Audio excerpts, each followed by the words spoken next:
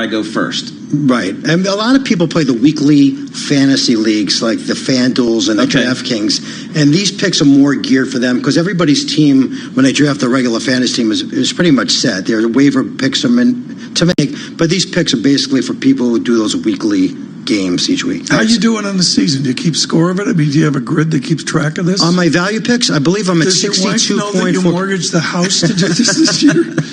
Now, since I'm doing this for Bloomberg, she doesn't mind as much. Oh, that's good. That's right, Tell us about the game. Ravens, 49ers. I mean, those are not weak defenses, right? Well, here's the interesting thing. Baltimore has the number one rushing attack in the league, over 200 yards rushing a game. San Francisco has the best defense in the league.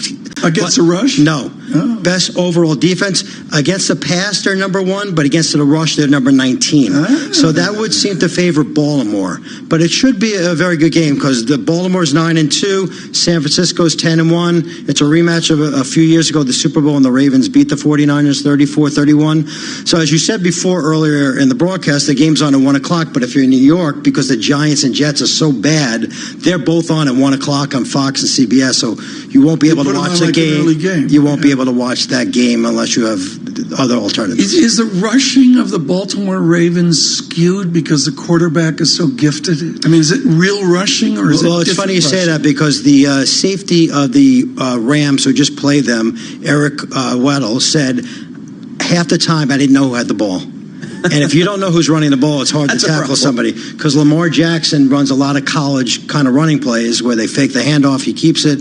So they're very hard to diagnose. Is he good until he gets hurt? That's the risk because RG3, who was a similar type of quarterback a couple of years ago, got hurt and his career is never the same. As a matter of fact, he's a backup to Lamar Jackson on Baltimore. Wow. The trivia, this guy's. I mean, way too much time. Way too much time. Paul, he mortgaged the house. But now he can. Who do you have for the Super Bowl right now? You know, it's funny. A lot of people are on Baltimore's bandwagon, but I could see in the playoffs Bill Belichick having an answer for Lamar Jackson. They're going to have home field advantage. Excuse me, Rich, the Patriots always have an answer. I'm going Patriots and a long shot Minnesota. Very good. Rich Truman, very valuable. It comes out on Thursday. You see it first. Today, it's out today because of the holiday. Oh, you're out of day early. Had to work a little harder this week. Lions, Bills, the rest of it. Yep. Rich Truman, thank you. Thank you so much. It is a Wednesday. We'll be here Friday and do it again. Have a great Thanksgiving.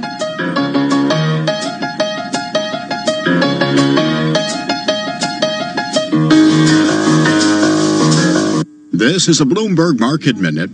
Stocks are mixed in early trading. The Dow Jones Industrials are down 9 points. The Nasdaq is... I've got to tell you about our beautiful city break in Bath. Midweek is the perfect time to beat the crowds. Just an hour and a half by train from London. It was so relaxing. We headed straight for Bath Christmas Market. Oh, I can still smell the roasted chestnuts and mulled wine from the chalets. We dropped off our Christmas shopping at the hotel. Then it was off to be spellbound at the Theatre Royal Bath. There's so much to do in Bath. I'm already planning my next trip. Discover the magic of Bath this Christmas. Plan ahead at visitbath.co.uk/Christmas. Whatever job you're searching for, you can find it on LinkedIn. First jobs, flexible jobs, work from home on a Friday jobs, advertising jobs, accounting jobs, HR, PR, even ER jobs, Soho jobs, Shoreditch jobs. Keep me away from the central line jobs. Banking jobs, building jobs, never ever boring jobs. Small jobs, big jobs, lunch in Borough Market jobs, or even voiceover jobs, which is how I ended up recording this ad. Search millions of jobs on LinkedIn and find one meant for you.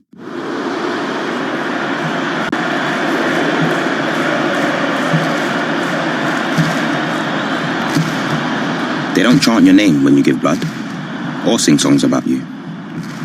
But patients and their families will remember you forever. Because your blood can change their lives. We need more blood donors in Tooting, the West End and Edgware. Bleed for London. Join us today at blood.co.uk. 24 hours a day at Bloomberg.com, on the Bloomberg Business app, and at TikTok on Twitter. This is Bloomberg Radio. This is Bloomberg Markets with Lisa Abramowitz and Paul Sweeney. Is there any bank right now in the U.S. that you think is a buy? Do you think Chairman Powell has lost the market? Jeff Bezos is no dope. What's the big ka-ching? The big question, I think, for investors is free cash flow. Breaking market news and insight from Bloomberg experts. The U.S. tariffs actually hurt both China and the U.S. Large strategics are looking to either buy or invest in innovation. Soybeans and corn have been basically at or below the cost of production for about 4 or 5 years. And what we see more bonds, more yield. This is Bloomberg Markets with Lisa Abramowitz and Paul Sweeney on Bloomberg Radio. Good Wednesday morning, Thanksgiving Eve. Lisa Abramowitz and myself, we are here at our post. The markets are open. Coming up, we're going to take a look at all of the economic data we got this morning. It was a busy morning on the eco front. We will parse through that data. Plus, we're going to preview retail sales and preview Black Friday and Cyber Monday. But first, let's go to John Tucker of Bloomberg News for a Bloomberg Business Flash. John. And Paul, in that vein, consumer is king. Consumer spending for last month up 0.3%. That's just coming in. That is matching expectations. We've got a raft of economic data. Most of it has been pretty good. Now, as far as the equity indices right now, they are mixed with the Dow right now 14 points lower at 28,106. S&P 500, that's up 4 points at 3144. The NASDAQ Composite Index, 25 points higher, all adding to yesterday's records. Right now, the NASDAQ 8673. Risk on move that's driven the benchmarks to the record highs, showing a few signs of abating right now. We have the dollar gaining, Treasury yields, they're rising after all that economic data that we got. Among that data, the inventory cycle, that has evidence of turning, specifically seen in today's durable goods numbers, and the strength of the consumer. That continues. S&P 500, NASDAQ Composite Index is again open higher. Boeing is weighing on the Dow right now. We had a report that showed structural damage from a test was greater than previously disclosed. As we check treasuries right now, the 10-year yield, that is at 176. The price is down by 6.30 seconds. And we have NYMEX crude down 9 cents a barrel, 58.32. We check the markets for you every 15 minutes during the trading day right here on Bloomberg Radio. I'm John Tucker, and that is your Bloomberg Business Flash. John Tucker, thank you so much. Dave Wilson today does not have a turkey tie. He has a Monopoly money tie today. He joins us here in our Interactive Brokers studios. It is like playing Monopoly today on a very sparsely populated board. Volume's down 25% versus normal because everybody's already on the road. But we are seeing a bit of a positive lift, certainly in the S&P and the NASDAQ. Are we going to see new records today? Well, if we're up, we get new records, basically. And, that's been the trend lately. Right? The 26th in the past month or something? Something like that. You lose track after a while. I mean, that's the way it's been in this market. Not necessarily the most exciting day in and day out. And we've seen the scenario play out, let's say, over the last couple of years now from time to time. And it's worked in favor of investors, generally speaking, as when things have quieted down, we have seen sort of a relentless march higher. That's kind of what we're looking at this point. And it's not like you've got a whole lot of catalysts for it today, necessarily. I mean, a couple of bits and pieces here and there. Software maker Autodesk is up. I mean, and people kind of being generous, you might say, in how they're interpreting that design software company's latest results, because if they were focusing on the forecast for the current quarter, didn't look so good relative to analyst estimates. The past quarter, though, was better than projections, and so you've got a stock that's up almost 4%. And basically, you have little stories here and there, and a little bit of deal activity. There's a chip maker called AVX that's up almost 35%. The majority owned by Kyocera, the Japanese company. They want to buy the rest, and so that's being well received. I think the story of the day, though, and it's too bad John Farrow's not around to talk about it, is Manchester United. I so agree with you. I saw this and I thought, wow. Yeah, that it's up more than 10%. And it has to do with the rival team in town, Manchester City, getting this $500 million investment from the private equity firm Silver Lake, and puts a value on the team of $4.8 billion. Try and find a franchise here in the U.S. that costs cost that much. Maybe the Dallas Cowboys or the New York Yankees. I don't know. I haven't looked lately, but there aren't many. Yeah, some of those teams, I mean, they're global brands. Those English soccer clubs, they're global. Yeah, and Man City really has kind of gained a bit on Man U in the past couple of years. And so, that's where the money is at this point. Just to give you that $4.8 billion number, with Man U up 11% in U.S. trading because the Glazer family controls it. They're trying to figure out what to do with that stake. Nonetheless, $3 billion valuation. So yeah, I'm sorry. John Farrow is not in today. He is off celebrating Thanksgiving. So we are not going to be talking about London football. I'm sorry. That's just okay. That's enough. I'm done. That's going to be a hard no. Okay. Well, Man U trades here in the U.S. So all right. Fair enough. Okay. You did your thing. We're done now. Just looking forward. We are seeing Deere dragging some things down because they are seeing the biggest drop in the index, and this comes after their forecast that was weaker than expected. How significant is this as a bellwether of the economy? Well, biggest drop in the index is only about 3%. So, it's not like it's a huge move. And, some of the analyst commentary suggests company has a relatively new CEO. So they're thinking maybe they're trying to be a little conservative with their projections. I mean, you've got the back and forth on trade still going on here, so it's understandable that they would be. Nonetheless, I mean, you could kind of get the argument. John May, he's been the CEO for less than a month, so why go in and make a really aggressive forecast when there are issues in front of this company that have been around for a while and may very well persist for some time, and it's not just trade. It's also, weather here in the U.S. hasn't been the greatest for farmers this year, so it's not like they're exactly flush with money to go out and buy new tractors and combines and whatnot. And clearly it's having an effect on the group. You look at Caterpillar, it's down 0.5%. You look at CNH Industrial, it's down 2.7%.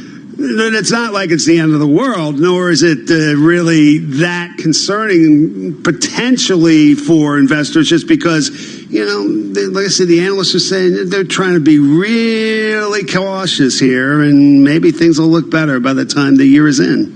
Interesting. We had a lot of economic data today, just a smorgasbord of data coming out, but it looks kind of probably a little bit somewhat unexpected. We had business equipment investment was actually pretty strong, and that's kind of counter to the narrative that we've been hearing about the trade tensions, Dave, calling CEOs and kind of pulling the reins a little bit. Yeah, and capital spending more broadly, not necessarily having a lot of lift to it. So, you get those kinds of pluses, it definitely gets people's attention. Looking forward, which economic data should we pay attention to? We're getting a bunch of different things out of both the U.S., Black Friday. Do we care? We get PMIs out of China. Do we care? We get, a whole lot of manufacturing data in the coming week. I look at the Institute for Supply Management. There are some strategists that will tell you, if you look at the ISM, you can get a pretty good idea where stocks are headed, notably Francois Trahan over at UBS. It's one of his favorite indicators, just the ISM manufacturing index. And we know there's been weakness in that part of the economy. So, if you get numbers perhaps next week that suggest that things aren't so terrible, I mean, you'd think they would get people's attention simply because the narrative has been telling a different story lately. Although when we talk with people now, they are saying that there is a bottoming out in the manufacturing sector, and they are expecting that trough to give way to perhaps an industrial revolution that is very muted and lasts only in asset prices. And then the trick becomes, will the numbers bear out that optimism? Fair enough.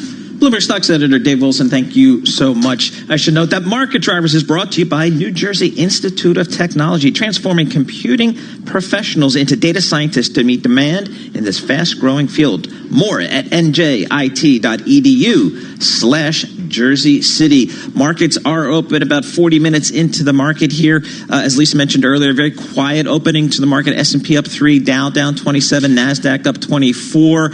I'm looking at the dollar, though. Dollar stronger on back some of this economic data. DXY up today. The pound up a little bit against the dollar. Euro down a little bit against the dollar. But we've seen continued dollar strength. Dollar stability, I guess, is a good way to put it. It's just so hard to make a bear bear case against the U.S. dollar. Right now, let's head down to our 99.1 studios in Washington, D.C. to Nathan Hager for world and national headlines. Nathan. All right, Paul, thanks. The White House says it is reviewing an invitation from House Democrats to President Trump to testify in their impeachment inquiry. The House Judiciary Committee set its first hearing for this Wednesday, December 4th, and it's given the president till Sunday to decide whether to take part. Meantime, the New York Times reports the president knew about the whistleblower complaint against him when he released the military aid to Ukraine. President Trump has long said there was no quid pro quo for that assistance. Democratic Senator Richard Blumenthal tells ABC News. Certainly this knowledge on his part about the whistleblower report and his release of the aid all create powerful evidence against him. The House Intelligence Committee has released the final 2 transcripts from its closed-door depositions. They include one from White House budget official Mark Sandy, who testified that he warned his superiors the hold-on aid to Ukraine could be illegal, and he says at least 2 people in the budget agency resigned over it. On this busy Thanksgiving travel day, heavy snow, gusty winds, and flooding rains are making the getaway even tougher. 2 large storms are sweeping the nation, just as an estimated 55 million Americans take to the roads and air. Almost 500 flights have been canceled in Denver, where 8 to 12 inches of snow have fallen. An explosion rocked a TPC chemical plant in Port Neches, Texas overnight. At least 3 employees were hurt. This man lives nearby. About 1 o'clock in the morning, we were sound asleep, and this tremendous boom hit, and the whole house shook. The fire is still burning, and the blast led to the shutdown of a waterway connecting oil refineries to the Gulf Coast. Global news 24 hours a day on air and at TikTok, on Twitter, powered by more than 2,700 journalists and analysts in more than 120 countries. This is Bloomberg. Pickets. From the business community, has it become normal? Tariffs. That is also below what the market is looking for. Trade wars. Give us an idea of how things are likely to evolve. You don't want to turn away for a second. Don't worry, we're watching too. Chief Asia economist joining us from our studios in Hong Kong. Bloomberg Daybreak Asia. Trade war got to be the top of mind there. Tonight at 6 Eastern on Bloomberg Radio, the Bloomberg Business app, and BloombergRadio.com. Bloomberg, the world is listening. Okay, kids, Dad's gonna teach you how to dance. First, spread your feet apart. Then, pump your knee, nod your head, shake your hips, and bite your lip ever so slightly. Now, with one hand in the air, point at people with the other hand. I call that the rock star. Dance like a dad. It's a great way to make a moment with your kids. Now, make a face like it just smells something bad. Visit fatherhood.gov. Brought to you by the U.S. Department of Health and Human Services and the Ad Council. What if you could keep the top economic experts in a conference room next to your office without having to feed them? Do we need better optics? Do we need some substance? Do CEOs care about ESG? We have seen quite a lot of stimulus pumped into the system already. It's the biggest warning yet about the financial risks of climate change. Now, there are more ways to hear us. Bloomberg Radio, the Bloomberg Business, Radio.com, and iHeartRadio apps, and at BloombergRadio.com. Bloomberg, the world is listening. The average time a resume spends on an HR manager's desk is 7 seconds, and most of them are tossed aside. Now imagine if one of those resumes belonged to Yasmin, who was living in a shelter, juggling 3 jobs. I had to be resilient. That's something that you can't teach. We rely so much on a resume, yet it could never tell the full story of someone who had to be independent and take initiative, and that's how I handle every project I get. Discover new ways to develop great talent at gradsoflife.org. Brought to you by Grads of Life and the Ad Council. Are you interested in a challenge? At Ring, we've reinvented the doorbell. So no matter where you are, you can watch over your home and the things you care about. Ring Video Doorbell streams HD video and two-way talk straight to your phone, so you can speak to whoever's at your door from anywhere. Delivery. Oh, great. Could you leave it with my neighbour, please? Sure, no problem. See, hear and speak to whoever's at your door from wherever you are with Ring Video Doorbell. For exclusive Black Friday offers on selected video doorbells and cameras, visit ring.com and major retailers. Going, gone. Some things just don't hang around, like a great deal in Tesco Mobile's best ever Black Friday event. Right now you can get the Samsung Galaxy S10 for just $29.99 a month, but this deal ends Sunday 1st of December. Catch it before it's gone. Tesco Mobile's best ever Black Friday event. Tesco Mobile, every little helps. Best ever Black Friday based on range of products in promotion was £35.99, now £29.99. Offer ends 1st of December. 36-month credit agreement, rolling monthly usage agreement, subject to status, phase policy applies. See tescomobile.com/terms. Drive into the in-laws house for Thanksgiving? Having a long airport layover on your way home? Or maybe you're camping out on Black Friday in quest of the deal of the season. Whatever the case, ease the pain and make it a long weekend to remember with TuneIn. And for those based in the turkey at home, we've got great cooking podcasts for prepping the perfect turkey. I have water with unflavored powdered gelatin, fun pan. At home or on the move, soundtrack your Thanksgiving with TuneIn. Thanksgiving is all about traditions like turkey, cranberry sauce, and bickering about politics with your relatives. If the dinner table gets to be too much, escape for a bit and pop in your earbuds to listen to the excitement of the NFL on TuneIn. We've got live play-by-play of every football game, so you can listen to epic touchdowns instead of your Uncle Harold. Elliott picks his way into the end zone for the leading touchdown. Live NFL when it matters the most. Hear it all season long on TuneIn. Along the goal line, Martin scores and takes it home. Hockey fans, the 2019-20 NHL season is here. Here's Pietrangelo, he scores! And you can hear the action live on TuneIn Premium. Gonna move, hit a shot, they score! From regular season action to the All-Star Game and through the Stanley Cup in June. Hear the home and away call for every game, for every team live. At home or on the go, never miss a game with the NHL on TuneIn Premium. Upgrade today. Upgrade to TuneIn Premium and get over 45 commercial-free music stations. You'll also get live commercial-free news, plus live play-by-play games from NFL, MLB, NBA, and NHL. Visit TuneIn.com/premium to upgrade. In case you didn't know, TuneIn lets you listen to the same radio stations you pick up on your home or car radio, except you can hear them from anywhere. If you want to find a station from somewhere else in the world, navigate to the By Location section under Browse. Keep exploring with TuneIn. College football is live on TuneIn. Listen for free to games from more than 140 schools all season long. To the 10, all the way to the checkerboard. But he stays on his feet and scores a Tennessee touchdown. It's college football rivalry week, and TuneIn has your wall-to-wall coverage. Good throw, he throws right for the end zone. Caught, touchdown, Georgia. This Saturday, don't miss the game. Kicking off at 9 a.m. Eastern Time, featuring bitter rivals Ohio State and Michigan. The Buckeyes are aiming to keep their perfect season intact. Edwards-Helaire spins away from a defender. Inside the pylon to the left. Touchdown, LSU. Then, at 12:30 Eastern Time, it's the Iron Bowl, where Alabama looks to impress the playoff committee without star QB Tua Tagovailoa. But the Auburn Tigers have other plans and hope to play the role of playoff spoiler. Looks left, fires towards the end zone. Cephas, back shoulder grab, breaks a tackle, touchdown Wisconsin! Catch all the action this Saturday. Just search college football to find your game. Breaking news 24 hours a day at Bloomberg.com, the Bloomberg Business app, and at TikTok on Twitter.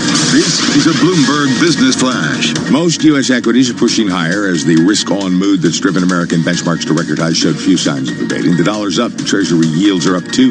We check the numbers every 15 minutes throughout the trading day on Bloomberg Radio. S&P 500's up 0.1%, up 3. The Dow's down 0.1%, down 34, and the Nasdaq's up 0.3%, up 30. The 10-year is down 5/32, the yield 1.76%. West Texas Intermediate crude's down 0.2% at 58.28 a barrel, while COMEX gold's down 0.3% at 14.6210 an ounce. The dollar yen stands at 109.27. The euro's $1.10 even, and the British pound $1.28.66. Contract signings for previously sold U.S. homes fell by the most since July, while remaining healthy on an annual basis. Pending home sales, the leading indicator of transactions, decreased 1.7% in October from the prior month and rose 3.9% from a year earlier. That's a Bloomberg Business Flash. I'm Greg Jarrett. This is Bloomberg Markets with Lisa Abramowitz and Paul Sweeney. on Bloomberg Radio. Today we got a slew of better than expected economic data out of the United States, including demand for U.S. business equipment unexpectedly increasing in October by the most since the start of the year. So is it the time? Pop the champagne, get ready for a tick up across the board next year. Dan North joining us now, Chief Economist at North America at Euler Hermes. Dan, can you give us a sense, first of all, on how positive today's economic data was? Well, I think, first of all, good morning and happy almost Turkey Day to you. Looking at the month-to-month data on a number of things this morning, I mean, you cited durable goods. Yeah, it's up for the month, but I tended to take a longer-term view. And if you look at core orders, we're still negative year over year, negative 0.8. A year ago, that was 4.1%. So there's a downtrend there. And if you look at shipments, which go into GDP, you know, it's 0.4% year over year. So that bodes poorly for fourth quarter GDP. And, you know, a year ago it was 4.7%. And you saw a few other things this morning that looked kind of positive on the surface. But the biggest one to me is the indicator of the consumer. You know, the consumer has been sort of holding up the economy. At least that's the narrative. Well, this morning you see for the most recent data in October, real consumption was only up 0.1% to 2.3%. You know, last month, year over year, last month that was 2.6%, and it was 3.2% last year. And real income was down 0.3%. So I think that's the most important data of the morning. And certainly if you look at a longer term trend, to me, it's distinctly negative. So, Dan, focusing on the consumer, again, the consumer, as you mentioned, has been kind of the bulwark of this economy over the last several quarters. Are you concerned that 2020, the consumer may not be able to do its part again for the economy? I really am, and here's again as a perfect example, real disposable personal income down this month. What I see is, let's say, holiday sales are coming up, right? I mean, in a few days we're going to get the anecdotal reports of how good holiday sales are, and I think they're probably going to be pretty good, you know. By the way, I love the sort of cynical resignation that everyone who I've spoken to this morning has about Black Friday. Way to go with the spirit. Carry on. You're like, well, yeah. I said they're going to be pretty good, we think. We've got the exuberance of consumer confidence and the stock market's high. So, you know, over the past few years, it's something like 4% holiday sales growth overall, more so on Black Friday, of course. But let's say, you know, the consumer spends as much as usual for holiday sales, maybe more because of the exuberance. I think that sets us up for a little bit of a fall in the first quarter, especially since income is trending down. And that's what really gives us a concern about a future slowdown. We think growth in the first quarter could be flat even. Dan, do you think there could be a U.S. recession in 2020 or maybe in 2021? We think there's definitely going to be a sharp slowdown. We're looking at something like 1.6% GDP for all of 2020. You know, this past year, 2019, was 2.3%. So for sure, a significant slowdown. And if this trade war picks up, you know, that could really knock half or 1 percentage point off of GDP. And in our world, that's a lot. Dan, you sound... Go ahead. I was just going to say, we still do think that there's a possibility of a recession, but certainly a slowdown, no question about that. Dan, I'm trying to square what you're saying with the consensus right now among at least Wall Street analysts, which believe that the U.S. equity market is going to do very well, particularly in the first quarter or first half of the year with some accelerating growth. Why are they getting it so wrong? I wouldn't say they're getting it wrong about the stock market. Well, number one, two things. You know, we are really involved in trade credit, and we have to have a more realistic approach to what's actually happening to business on the front lines, and we're seeing an absolutely distinct deterioration there. But the important point is the stock market isn't necessarily connected to the economy a lot of the time. For instance, if you go back and look at the past 10 recessions, the stock market only gave you some kind of warning 3 times. So it's not at all uncommon for them to disconnect. So I can't argue with the banks and brokerages who want to sell investments, who are saying, yeah, the stock market's going to be great. Well, it could well be, with low interest rates, but it's not a connection to the economy necessarily. Dan North, thanks so much for joining us. Dan North, he's chief economist for North America for Euler Hermes, joining us on the phone from Charm City, Baltimore, Maryland. We appreciate his comments. A little bit more conservative, as I think he was acknowledging, versus perhaps some of the others on the street.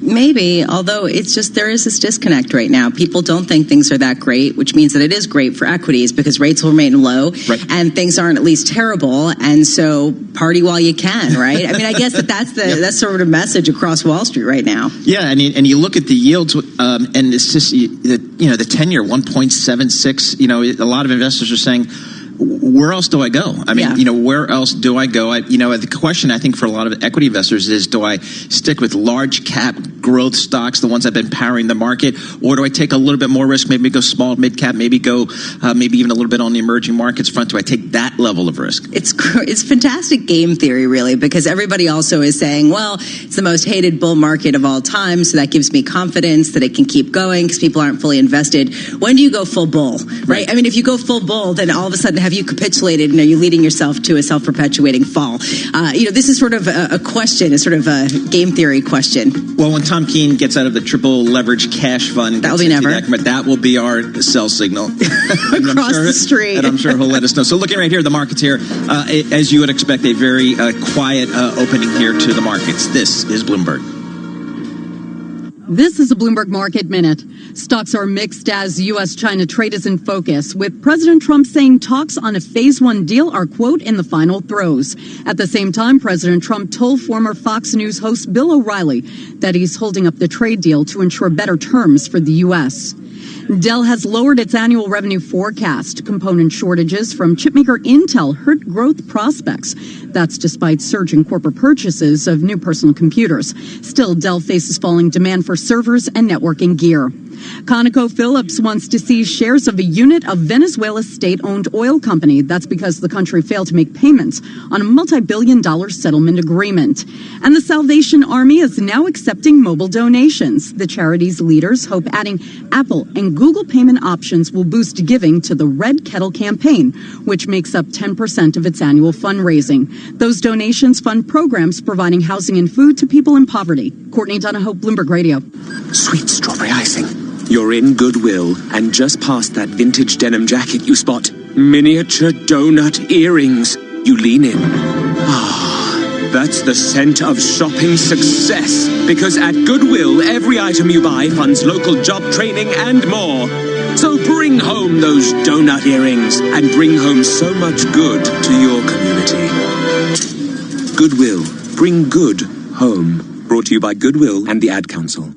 The Bloomberg Business of Sports podcast. How did the Yankees become this mega valuable team? Where the money is flowing inside sports around the globe. From the marketing perspective, where are the dollars spent? From union heads to team owners, Scott Soshnick and Michael Barr speak to the names that power this multi-billion-dollar industry. Boston Red Sox CEO Sam Kennedy. National Hockey League Commissioner Gary Bettman. Bloomberg Business of Sports. Listen today on Bloomberg.com, the Bloomberg Business app, or subscribe on Apple Podcasts. Are you interested in a challenge? It's here. At Amazon this Christmas, our Black Friday sale has new deals every day. So there'll be more, and more. Oh, I love it.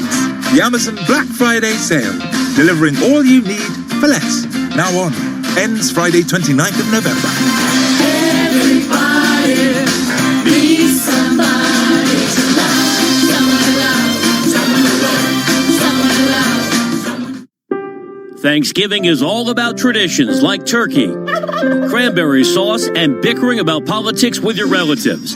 If the dinner table gets to be too much, escape for a bit and pop in your earbuds to listen to the excitement of the NFL on TuneIn. We've got live play-by-play of every football game, so you can listen to epic touchdowns instead of your Uncle Harold. Elliott picks his way into the end zone for the leading touchdown. Live NFL when it matters the most. Hear it all season long on TuneIn.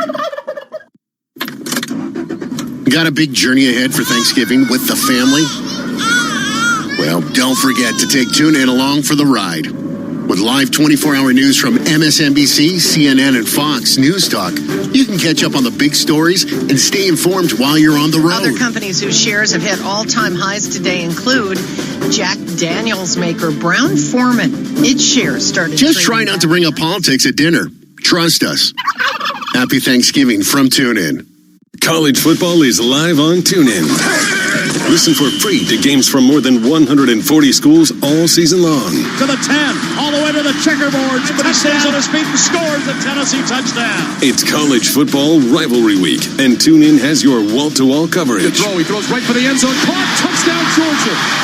This Saturday, don't miss the game. Kicking off at 9 a.m. Eastern Time, featuring bitter rivals Ohio State and Michigan. The Buckeyes are aiming to keep their perfect season intact. Edwards-Helaire spins away from a defender. Inside the pylon to the left. Touchdown, LSU! Then, at 12:30 Eastern Time, it's the Iron Bowl, where Alabama looks to impress the playoff committee without star QB Tua Tagovailoa.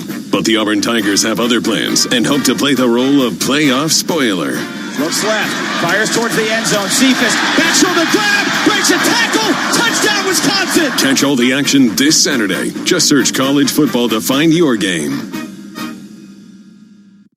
Want to hear about the latest and greatest things to listen to on TuneIn? For reminders of the biggest live sports games, debates, and breaking news stories, follow @TuneIn on Facebook, Twitter, and Instagram to stay connected with the audio that matters to you. The swagger of a perfect dunk. The rush of a three made from all the way downtown. The adrenaline surge of great defense. Can you feel the goosebumps yet? There's nothing like live NBA and nothing like listening live on TuneIn. Giannis down the lane to the rim, throwing right corner three. Another one. TuneIn Premium brings you every minute of the NBA season, so you can be there when it matters most. Never miss the action as it happens. Hear the ball you love. Hear it live on TuneIn. Search NBA today to start listening. In case you didn't know, TuneIn lets you listen to the same radio stations you pick up on your home or car radio, except you can hear them from anywhere. If you want to find a station from somewhere else in the world, navigate to the By Location section under Browse. Keep exploring with TuneIn. Broadcasting live from the Bloomberg Interactive Brokers Studio in New York. Bloomberg 1130 to Washington, D.C. Bloomberg 99.1 to Boston. Bloomberg 106.1 to San Francisco. Bloomberg 960 to the country. Sirius XM Channel 119. And around the globe, the Bloomberg Business app and BloombergRadio.com. This is Bloomberg Markets. Coming up, economists may not care about Black Friday, but certainly retailers do. We're going to dig into what to expect from the shopping bonanza as U.S. consumer sentiment on buying tends to increase at this point. We're also going to be speaking about hedge funds and why they've been seeing such withdrawals. But right now, let's head over to Greg Jarrett for a Bloomberg Business Flash. Greg. Well, Lisa, the S&P and NASDAQ both opened higher, and they're still higher. Boeing's weighing on the Dow after a report indicated damage to a plane during a test was greater than had been previously disclosed. Data on U.S. economic growth and claims for unemployment beat analyst expectations. President Donald Trump has declared that talks on the first phase of a U.S.-China trade deal are nearly done after negotiators to both sides spoke by telephone. John Stoltz was Oppenheimer and Company tells Bloomberg he sees a successful conclusion to these talks. I think around the world, I think a good deal of the significant good performance on a global basis equity markets have put in is on expectations that there will be a trade deal, that it's just too impractical for both the U.S. and China not to come to a deal. We check the markets every 15 minutes throughout the trading day here on Bloomberg Radio. S&P 500 is up 0.2%, up 5. Dow is little change, down 11, and the NASDAQ's up 0.4%, up 34. The 10-year is down 5/30 seconds with a yield of 1.76%. West Texas Intermediate crude oil is little change now at $58.38 a barrel. COMEX gold's down 0.4% at $14.6160 an ounce. The dollar yen 109.24. The euro $1.10.04. And the British pound $1.2873. Deere delivered a more cautious outlook than had been expected for the year ahead of simmering U.S.-China trade tensions, down right now 4.3%. That's a Bloomberg Business Flash. I'm Greg Jarrett. Bloomberg Opinion, informed perspectives, and expert data-driven commentary on breaking news. It's 10:33 on Wall Street. Time to check in with Bloomberg Opinion. We're joined by opinion columnist, retail columnist, Sarah Halzack. She covers all things retail for Bloomberg Opinion. She joins us from the Washington, D.C. Bureau. Sarah, thanks so much for joining us. Black Friday coming up, Cyber Monday coming up. What is the expectation for holiday sales this year?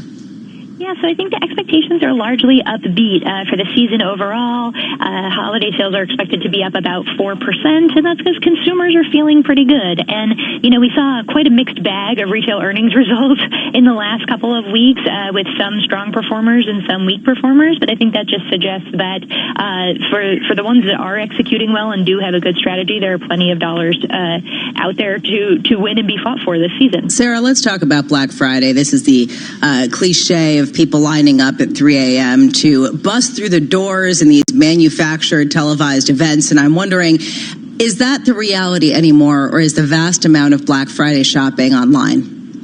So it's definitely not the reality anymore. This is an increasingly digital holiday. There will be $7.5 billion spent online alone on holiday in quotes. We're going to just put that in quotes, but carry on. Yes. Certainly Black Friday is becoming more and more of a digital occasion. However, stores still really matter a lot, and there will be big crowds in the stores, both Thanksgiving evening when a lot of the retailers kick off their big deals events and all throughout the weekend. For the holiday season overall, only about 23% of shopping will happen online. The vast majority of it will still happen in stores.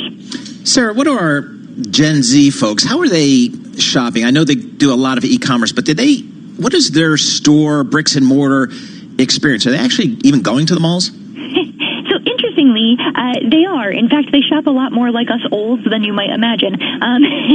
So for purchases like food and beverage, they're still doing, something like 91% of their shopping in stores. For items like apparel, 77% of their shopping in stores. And they actually say in surveys they like the experience of being in a store. When we talk about this weekend specifically, Deloitte did some survey work around this and asked folks, will you be out shopping with family and friends? Gen Z was most likely to respond, among people who were going to go to stores this weekend, Gen Z was most likely to respond that they were doing it in a social way, that they were doing it with family and friends. And I think if you've never been out on Black Friday before, I've been doing this for 7 years now, as in my capacity as a reporter, and this is consistent with what you see, is that there aren't a lot of people out in the stores this weekend who are just trying to check off their gift list and, be very task-oriented and errand-oriented. This is a social event. This is something that people like to do with their family and friends as sort of a sport or a ritual. I'm wondering about this data that we got out today. Retailers rejoice. This is on the Bloomberg terminal. There's never been a better time to buy heading into a Black Friday, and this was a look at buying conditions in the U.S. advancing to the highest ever levels. Does that foretell something in your mind and sort of where they may be shopping to? I think in terms of where they're going to be shopping this year, I think the winners are going to be the retailers that have done the best job of kind of integrating their online and in-store experiences. I think Walmart, Target, and Best Buy are clear examples of that, where it's easy to ping-pong back and forth between their website and between their stores to place an order online and pick it up in the store, or to browse in the store and go and buy online later. I think those kinds of factors are what's going to be shaping people's purchasing decisions most. And, of course, where the discounts are. There's no doubt that this is a very deals-oriented weekend, and that is shaping a lot of the decision-making about where dollars get spent. Sarah, with all the changes in consumer spending, e-commerce, and so on, just give us a sense of how important still is this holiday shopping period for retailers? The holiday shopping period is critically important. It's more important for some retailers than others. So toy stores, jewelry stores, for example, they do draw a more disproportionate share of their sales during the holiday season than, say, a bookstore. So it varies by retailer, but this is a really important time of year, not only for the actual dollars that are pulled in, but just because it's a chance to make an impression with a consumer that, in the case of an apparel store, you might only see 2 or 3 times a year, right? And so if you're not showing assuring them when they come into your store or pull up your website that you have good merchandise, that you have good pricing, that you're sort of aspirational and inspirational, that kind of sets a tone that will stick with that consumer for the rest of the year. So it's a very important several weeks for the retail industry. Sarah Halzak, thank you so much for being with us. Sarah Halzak covers all things retail for Bloomberg Opinion. I'm looking right now at the best deals that you can get on Black Friday. And interestingly, all the things that come up first are all technology. I was going to say, yeah. Everything is tech, whether it's sort of AirPods or whether it's the Samsung phones, and the discounts aren't that great. And this is actually something that we've seen a lot of retailers move away from the 40, 50, 60, 70% discount that Gap has sort of cornered. No one else wants that corner. Apparel is probably still pretty aggressive on the promotional but not the tech side. You're seeing $35 off the $200 AirPods. But do you do any Black Friday? Absolutely none. Color Zero. me shocked. Yes. This is my shocked face right now. Have you ever done it? No, but I'm sure Tom Keene will be at the Apple store on Fifth Avenue Friday, getting some Lego pieces for his family. That's what he calls AirPods that he steps on, which I basically, that's my Lego. That is definitely going to be something to watch. That is Tom Keene's Apple purchases. Right now, let's head down to our 99.1 studios in Washington, D.C. Nathan Hager with World and National Headlines. Nathan. Its first impeachment hearing Wednesday, and Democrats on that panel have given President Trump till Sunday to decide whether to take part. Pennsylvania's Madeline Dean sits on judiciary. She says she hopes he will. Let's think about it. The president has had ample opportunity to bring forward exculpatory evidence. We've seen none of it. It's time for the president to participate if he has any counter information to the extraordinary depths of the wrongdoing. The White House says it is reviewing the invitation. 2 polls in 2 days show Joe Biden back in the lead in the Democratic presidential race. Bloomberg's Martin DeCaro reports. A CNN poll has Biden with the support of 28% of registered Democrats and Democratic-leaning independents. Bernie Sanders is second at 17%.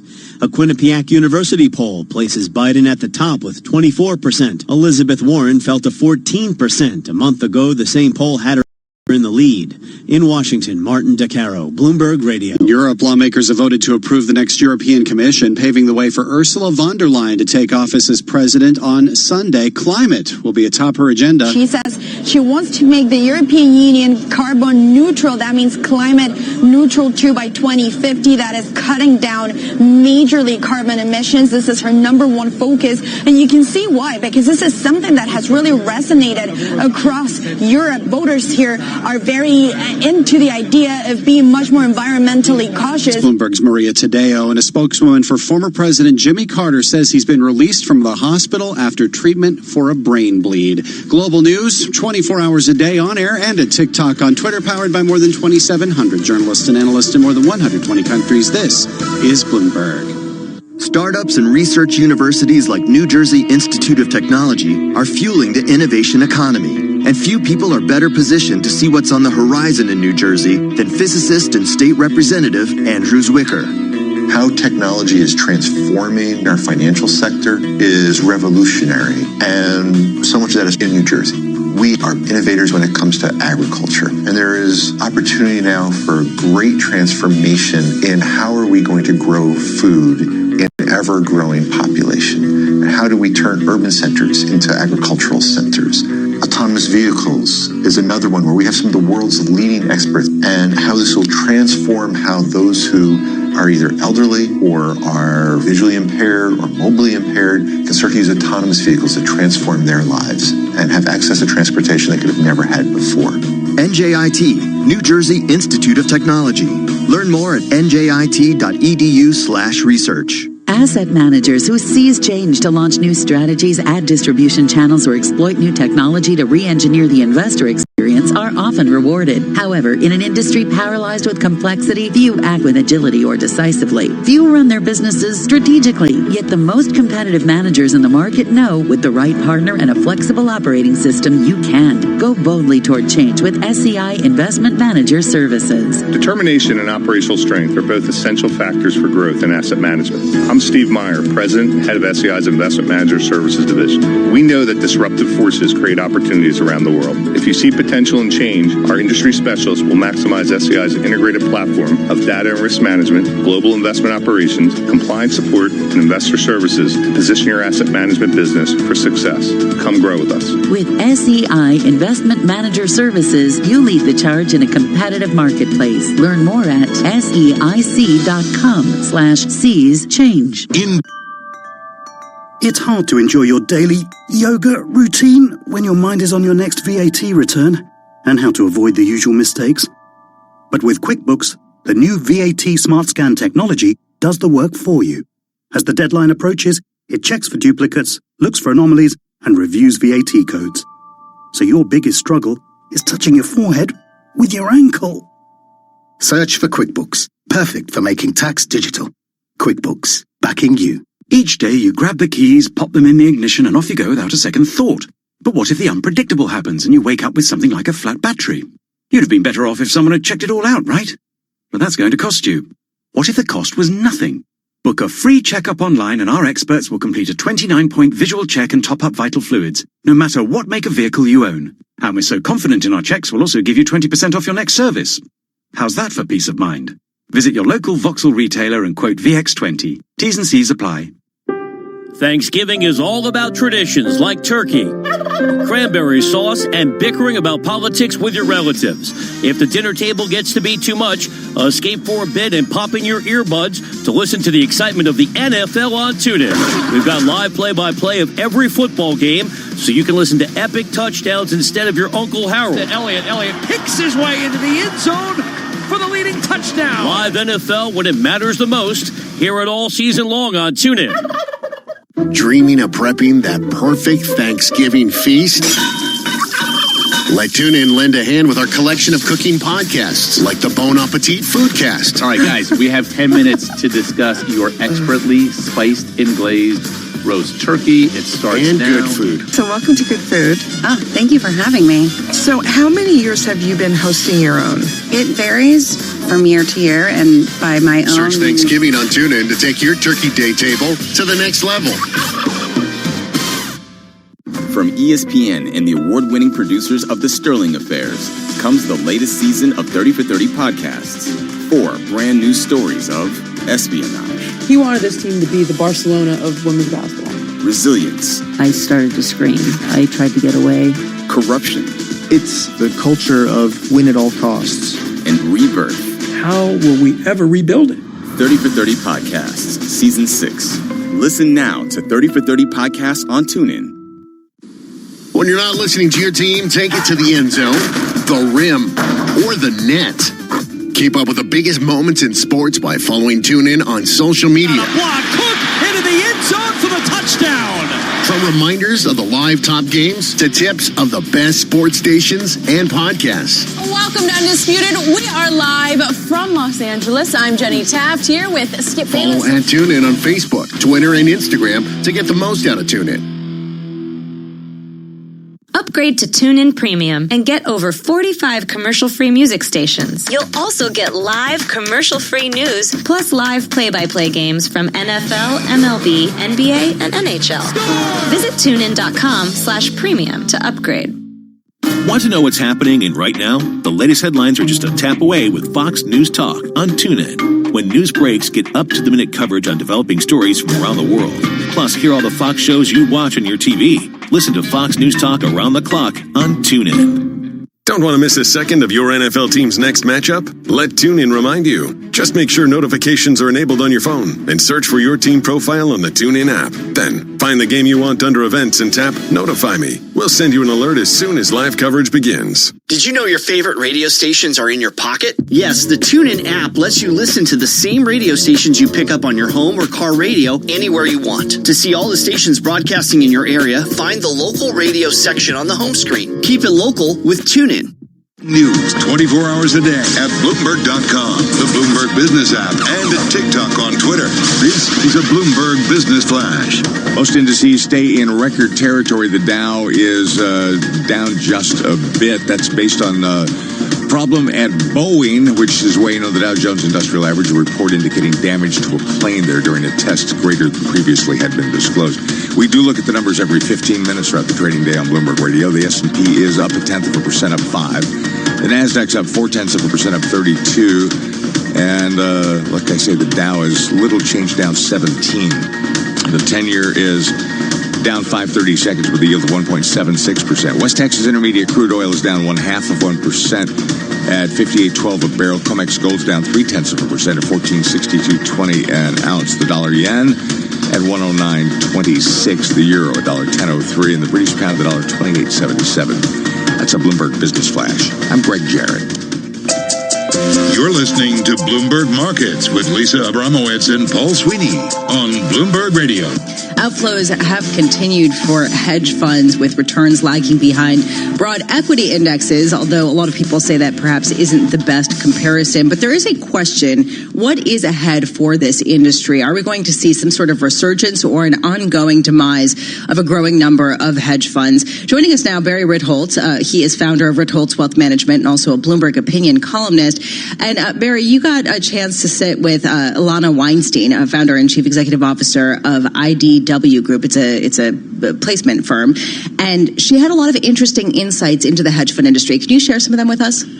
Sure. Ilana is really one of these unsung rock stars in the space. She knows more about hedge funds and who is moving from what firm to what firm, and who is actually generating alpha and has a positive P&L for their investors, and who doesn't.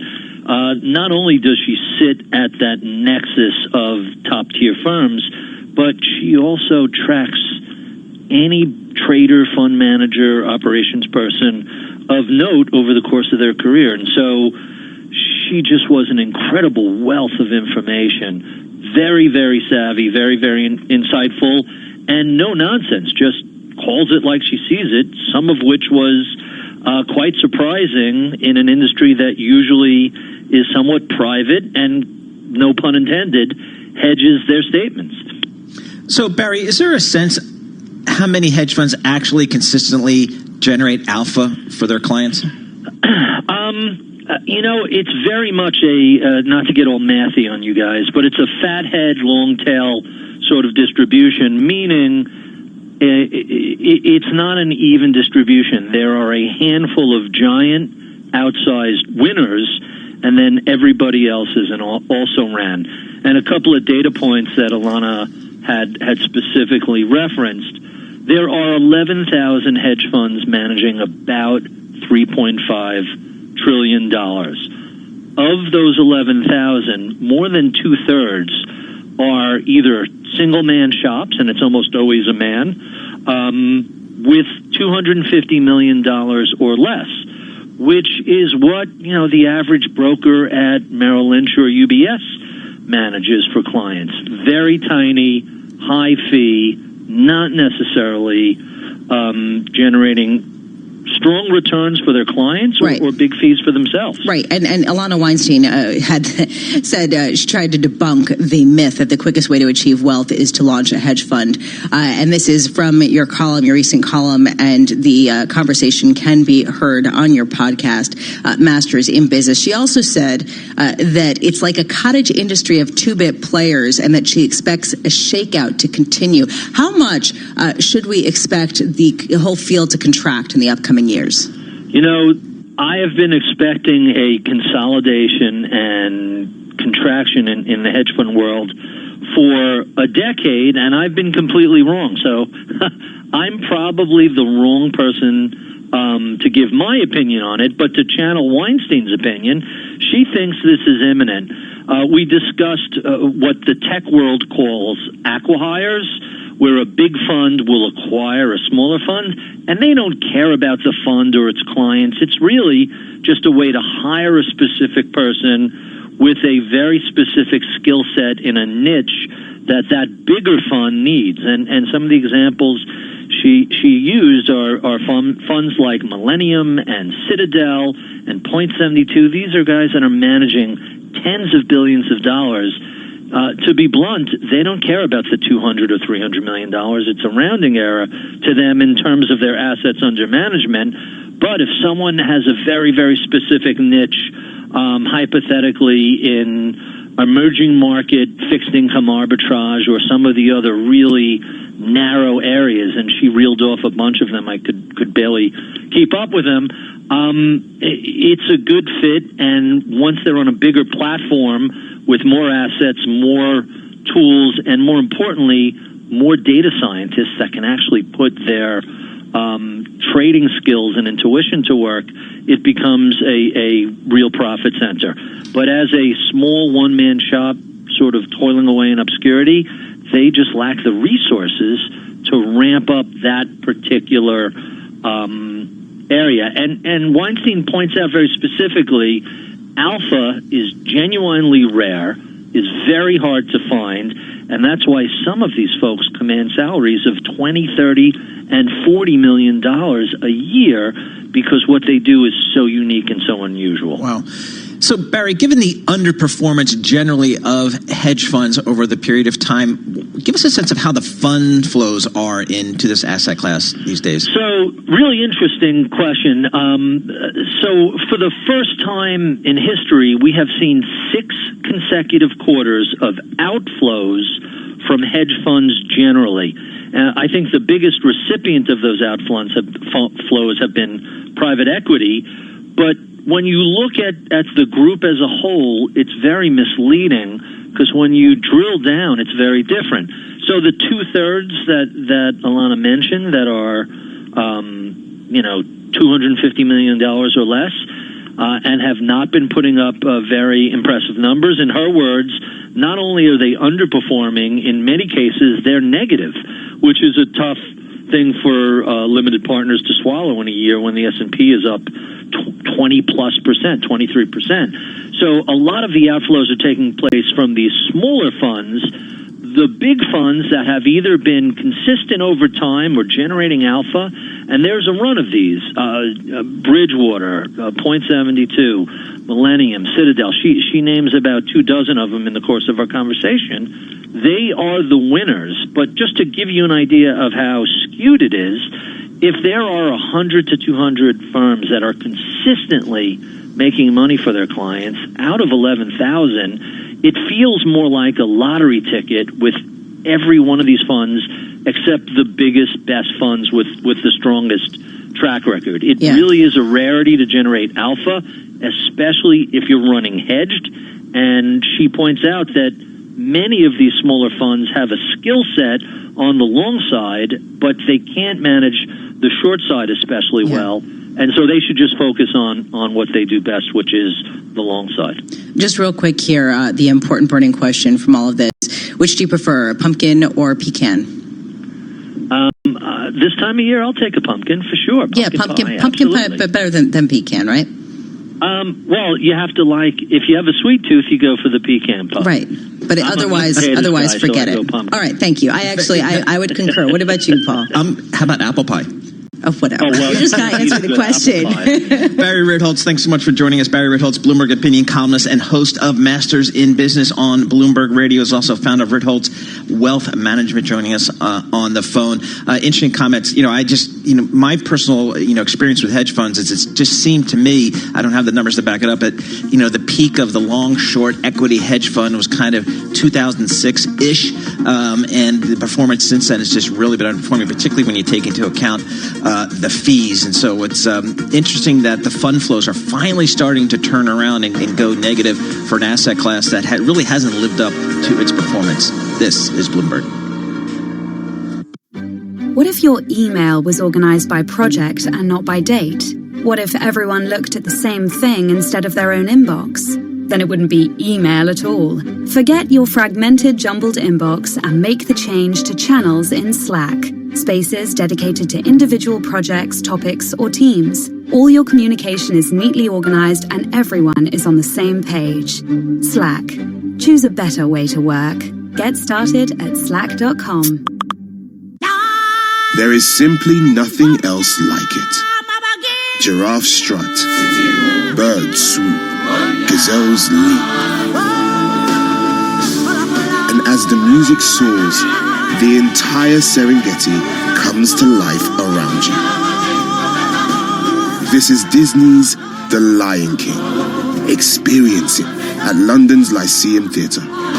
Visit thelionking.co.uk. Did you know that at Boots.com, there are thousands of amazing gifts to choose from? And if you order online, they can be delivered to the boots of your choice for collection. So gift like you get them at the fantastical choice of thousands of gifts to order and collect boutique. Charges may apply. See Boots.com for details. Looking for a phone that makes everything look crystal clear? Like the incredible iPhone XR with a liquid retina HD display? Look no further than Tesco Mobile's best ever Black Friday event. You can find an iPhone XR for just $27.49 a month, saving you £180. Be quick, this deal ends Sunday 1st of December. Tesco Mobile, every little helps. Best ever Black Friday based on range of products in promotion was £32.49, now £27.49. Offer ends 1st of December. 36-month credit agreement, rolling monthly usage agreement, subject to status, phase policy applies. See tescomobile.com/terms. Drive into the in-laws' house for Thanksgiving? Having a long airport layover on your way home? Or maybe you're camping out on Black Friday in quest of the deal of the season. Whatever the case, ease the pain and make it a long weekend to remember with TuneIn. And for those basting the turkey at home, we've got great cooking podcasts for prepping the perfect turkey. I have water with unflavored powdered gelatin, bun pan. At home or on the move, soundtrack your Thanksgiving with TuneIn.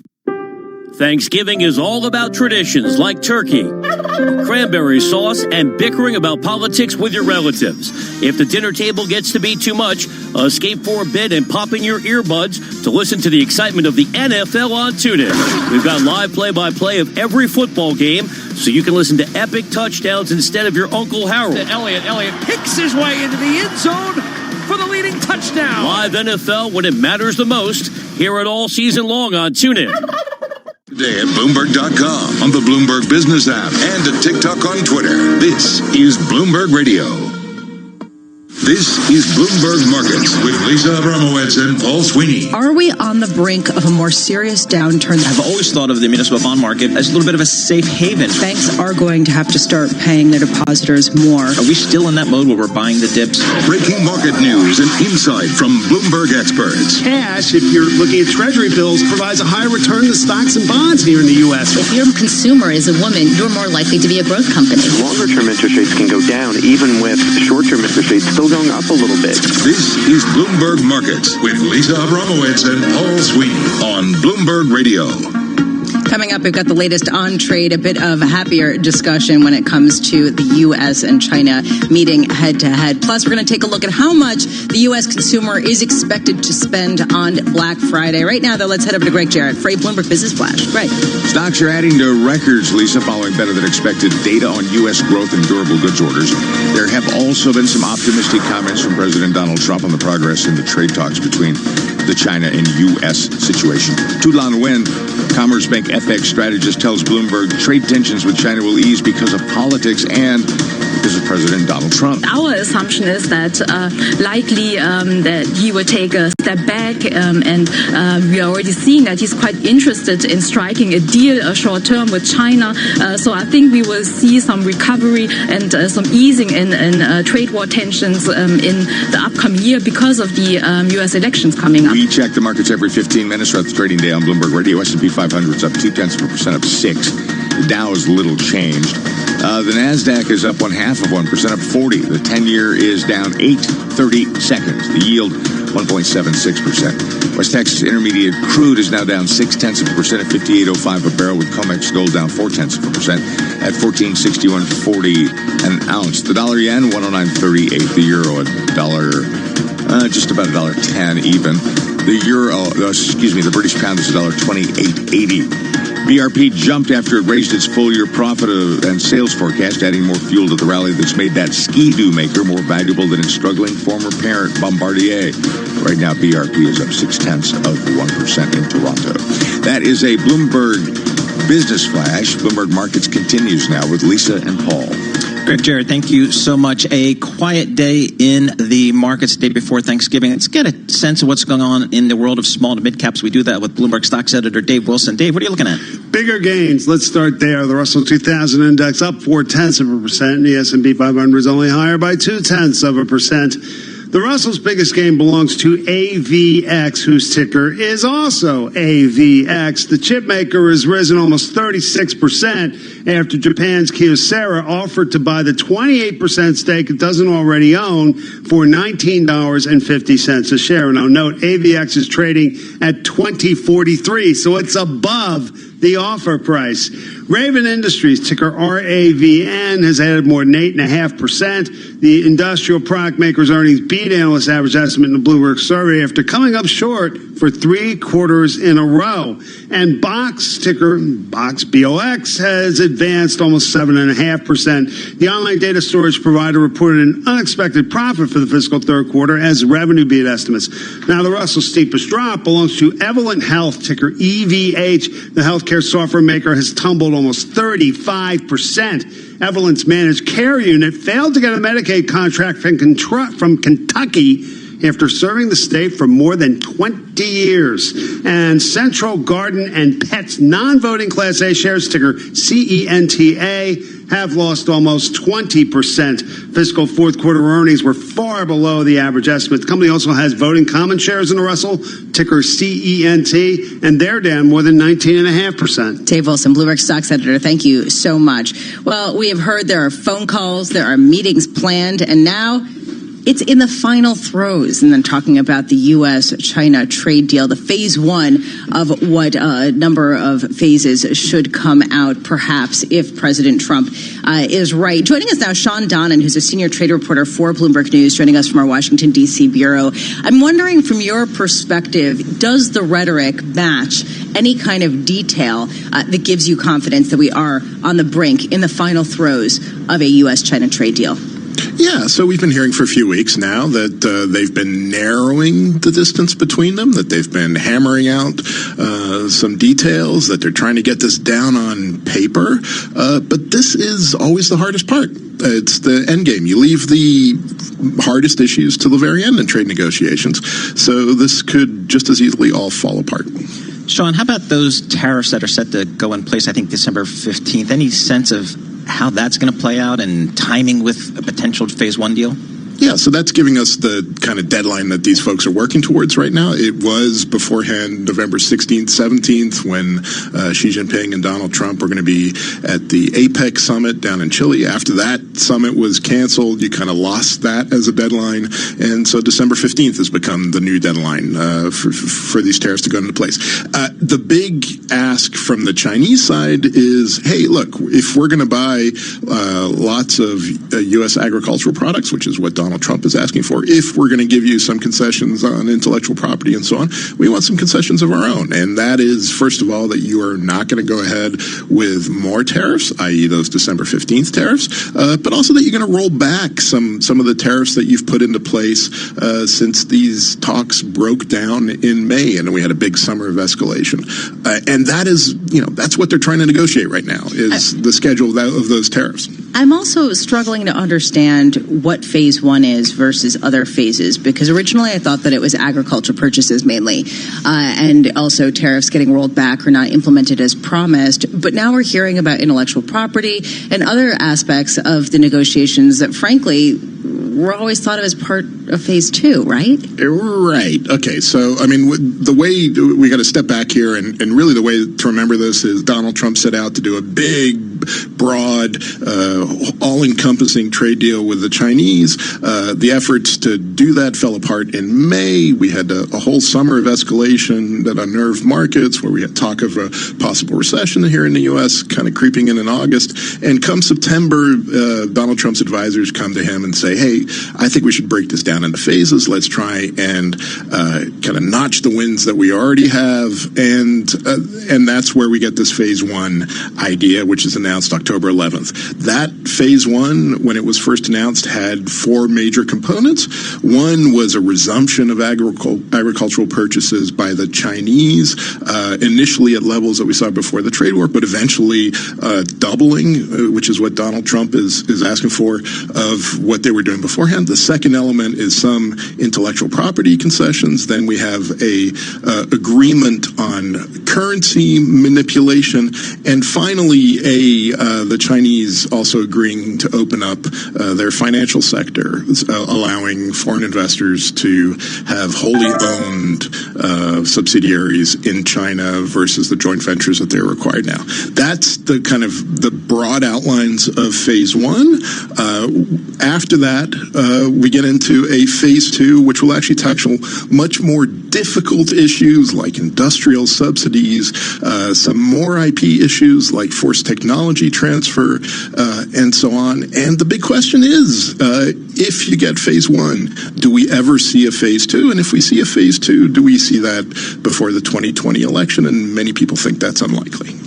Sean, 30 seconds. Do we have any trips planned at high-level negotiators, either our team to go there or their team to come here? Is there anything on the schedule? So I was in China last week for the New Economy Forum that Bloomberg hosted there, and one of the big messages you got from the Chinese side was Xi Jinping has no plans to leave the country before 2020. So he's not going anywhere for a signing deal. That's the clear message the Chinese are sending, and we don't have anything on the calendar from the U.S. side for Bob Lighthizer or Steven Mnuchin, the Treasury Secretary, to go to China at this point. So no, there's nothing on the calendar right now. That does not bode well, but hopefully they can keep pushing it forward. Sean Donnan, thanks so much for joining us. Sean is Bloomberg News senior trade reporter joining us from our Washington, D.C. bureau as this this negotiation inches along, literally inches along, it seems like, from markets' perspective.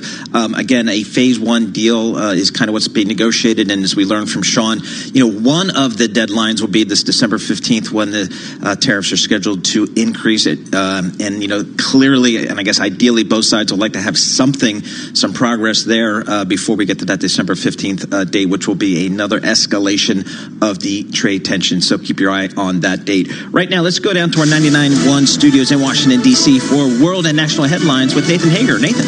Paul, the first formal impeachment hearing in the House Judiciary Committee is set for this Wednesday, and the panel is giving President Trump till Sunday to decide whether he'll mount a defense. The White House says it is reviewing the invitation from Democrats while stressing the president did nothing wrong. The New York Times reports President Trump knew about the whistleblower's complaint about his phone call with Ukraine's leader before he lifted the hold on military aid to the country. Democratic Senator Richard Blumenthal tells ABC News Donald Trump was using quid pro quo before it became part of our political lexicon. One of the final transcripts from the House Intelligence Committee's hearings has White House budget official Mark Sandy saying he told his higher-ups he was concerned the hold on the aid may have been illegal.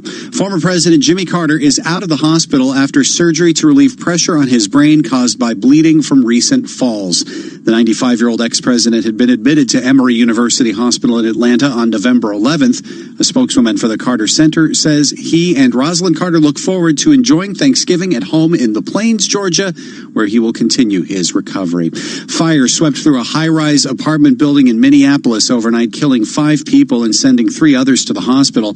Fire Chief John Fertel says the flames broke out on the 14th floor. It's unclear why. It's a tragic night. So it has been a while, and unfortunately, it's not the best way to start holiday weekend. And in Texas, it's a tragic night. So it has been a while, and a doorbell security camera caught the moment an explosion went off at a TPC chemical plant in Port Neches, about 90 miles east of Houston, and left 3 employees hurt. Global news 24 hours a day on air and at TikTok, on Twitter, powered by more than 2,700 journalists and analysts in more than 120 countries. This is Bloomberg.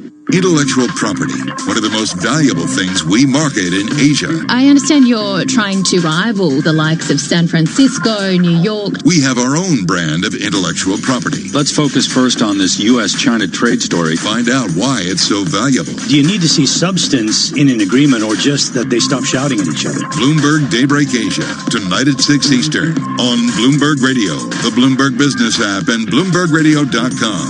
Bloomberg, the world is listening. Hey, it's me, your cell phone. We need to talk about something serious. I know you love me. I know you like using me wherever you are, but I feel like this isn't working out when you're driving. I know you may think that it's possible to focus both on me and the road, but I just don't feel the same way. I think we should spend time away from each other when you're driving. It's for the best. Visit StopTextStopWrecks.org. A message brought to you by the National Highway Traffic Safety Administration, Project Yellow Light, and the Ad Council.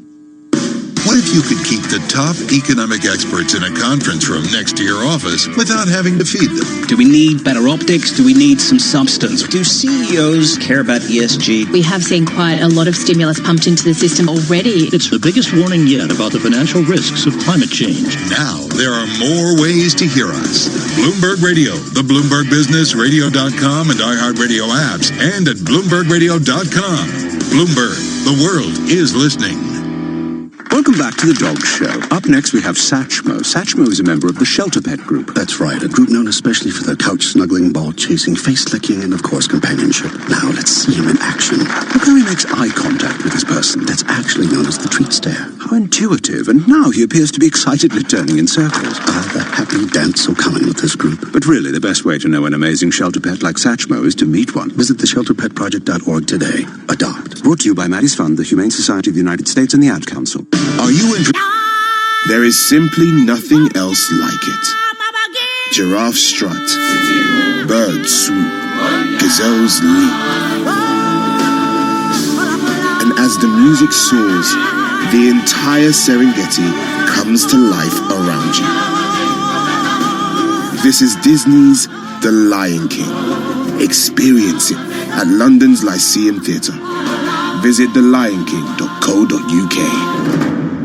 On 3, our unlimited data is actually unlimited, like 4 reels.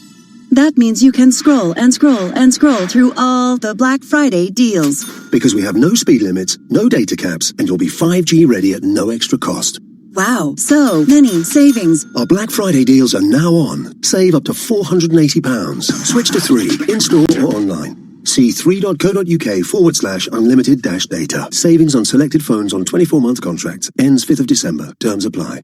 At Asda this Christmas, treat them to a gift or 2, or 3. With 3 for 2 on a wide range of beauty and toiletry gift sets. From Dove, Lynx, Bayliss and Harding and many more. Asda, let's make Christmas extra special. Selected stores and lines subject to availability. Individual prices £1 to £20. Cheapest item free. Drive into the in-laws' house for Thanksgiving? Having a long airport layover on your way home? Or maybe you're camping out on Black Friday in quest of the deal of the season. Whatever the case, ease the pain and make it a long weekend to remember with TuneIn. Featuring nonstop music, binge-worthy podcasts, 24-hour news, and live NFL, NHL, and NBA games. At home or on the move, soundtrack your Thanksgiving with TuneIn.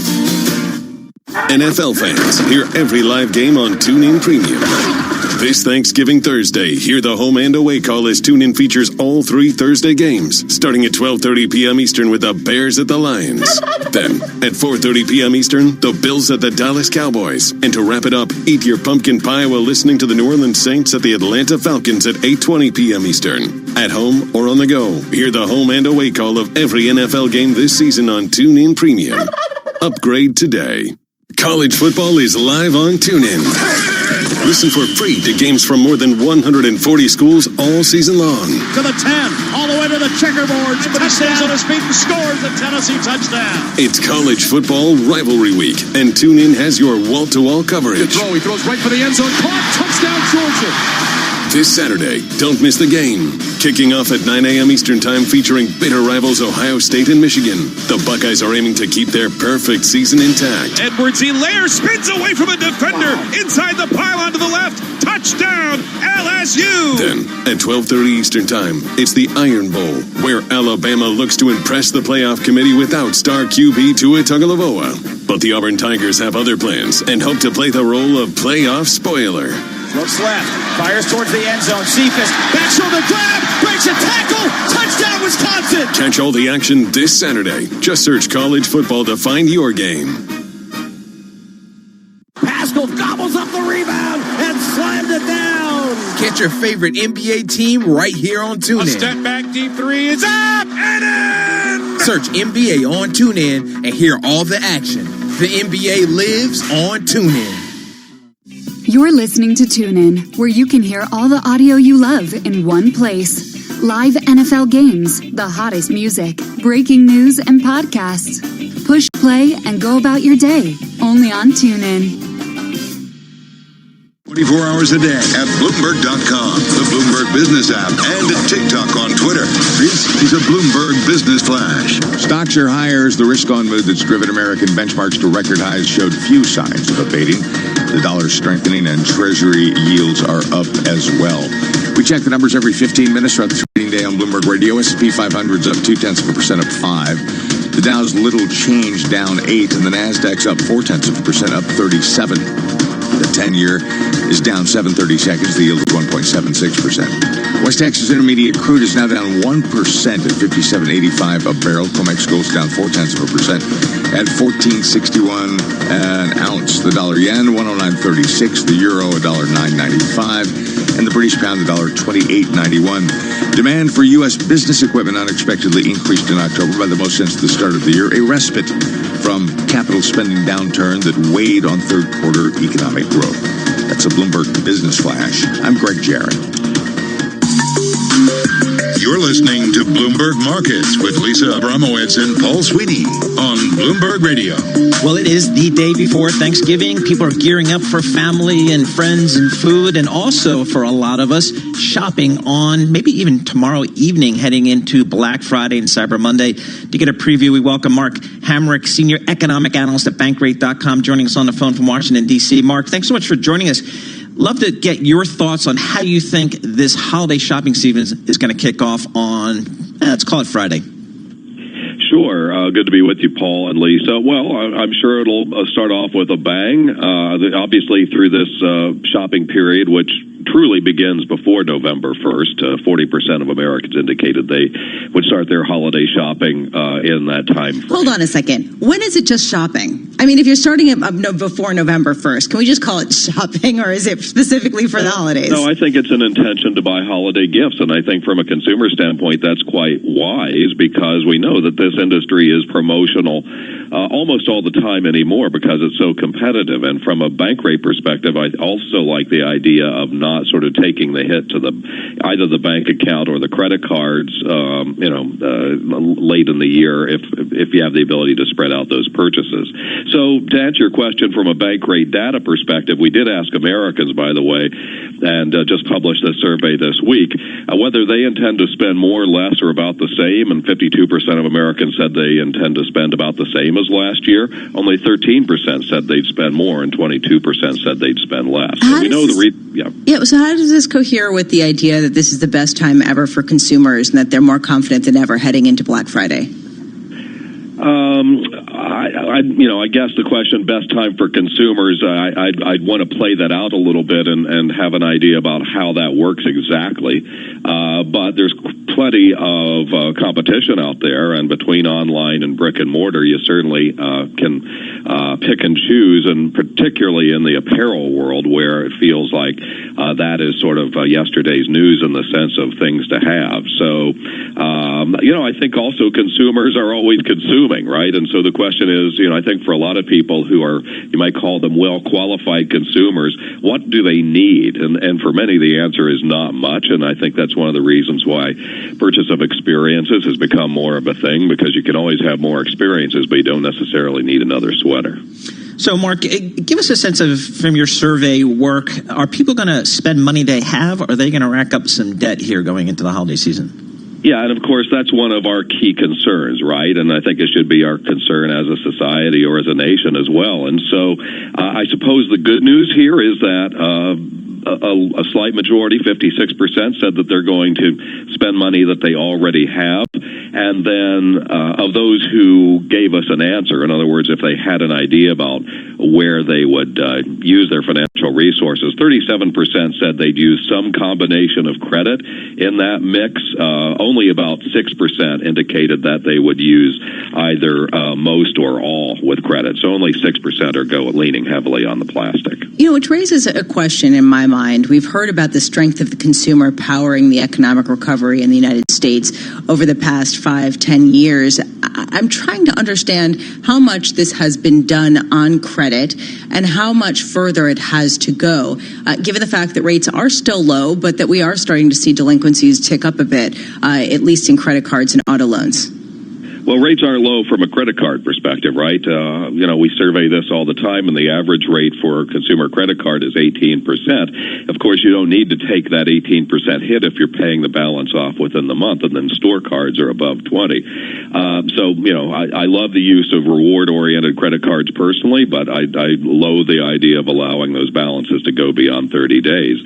But to your question, I think it has as far to go as the economic expansion has far to go, and as long as we can have actual gains in income or wages, that is above the rate of inflation. And so, I think that is sort of the conundrum, to use an Alan Green Spanish word, that, while the Fed is sort of fighting to get inflation up to its would-be target, a lot of consumers are sort of saying, hey, wait a minute, what about education? What about healthcare? Those should matter more, shouldn't they? Because those have the outsized impacts on our finances, and they do matter a lot, right? So what are we hearing, or what are you seeing out there as it relates to Gen Z about how they're buying stuff out there? Are they still buying stuff, or are they just more into experiences? Yeah, this is a great question. I'm glad you asked it, because I think this may be one of the things that is going to be most fascinating in the period to come. And so for those who aren't all into the cohort categories here, we're talking about those who are age 18 to 22, and of course millennials are perhaps the most talked about, and to some degree take the most heat in print, et cetera, via use of the words latte and avocado toast, and I get a little tired of that. But the reality is that the Gen Z folks are really looking to be shaking things up with respect to, for example, looking to buy gently used clothing, for example. And when we ask people who is focused on saving as a reason why they're not spending more, Gen Z, again, those 18 to 22, popped up by far at the top of the list. That was 54%. So, these are the people who truly have been digital only all their lives. Some of the millennials were a bit of a mix between analog and digital. And I think that there's a backlash to that, just the same as in some ways the rest of society is having a backlash to tech. Tech has become the punching bag that the bankers were 10 years ago. Yeah. And I think that there are some valid reasons for that, right? The fact that people can be bullied in that space, and they also want to have touch points. Sure, and there is now a shift towards some more social affairs in addition to big tech. Mark Hamrick, thank you so much for being with us. Mark Hamrick is a senior economic analyst with Bankrate.com, joining us from Washington, D.C. Black Friday coming up this Friday, with a growing number of people actually expecting to turn out in the stores despite online preeminence over the retail sector. This is Bloomberg. This is a Bloomberg Market Minute.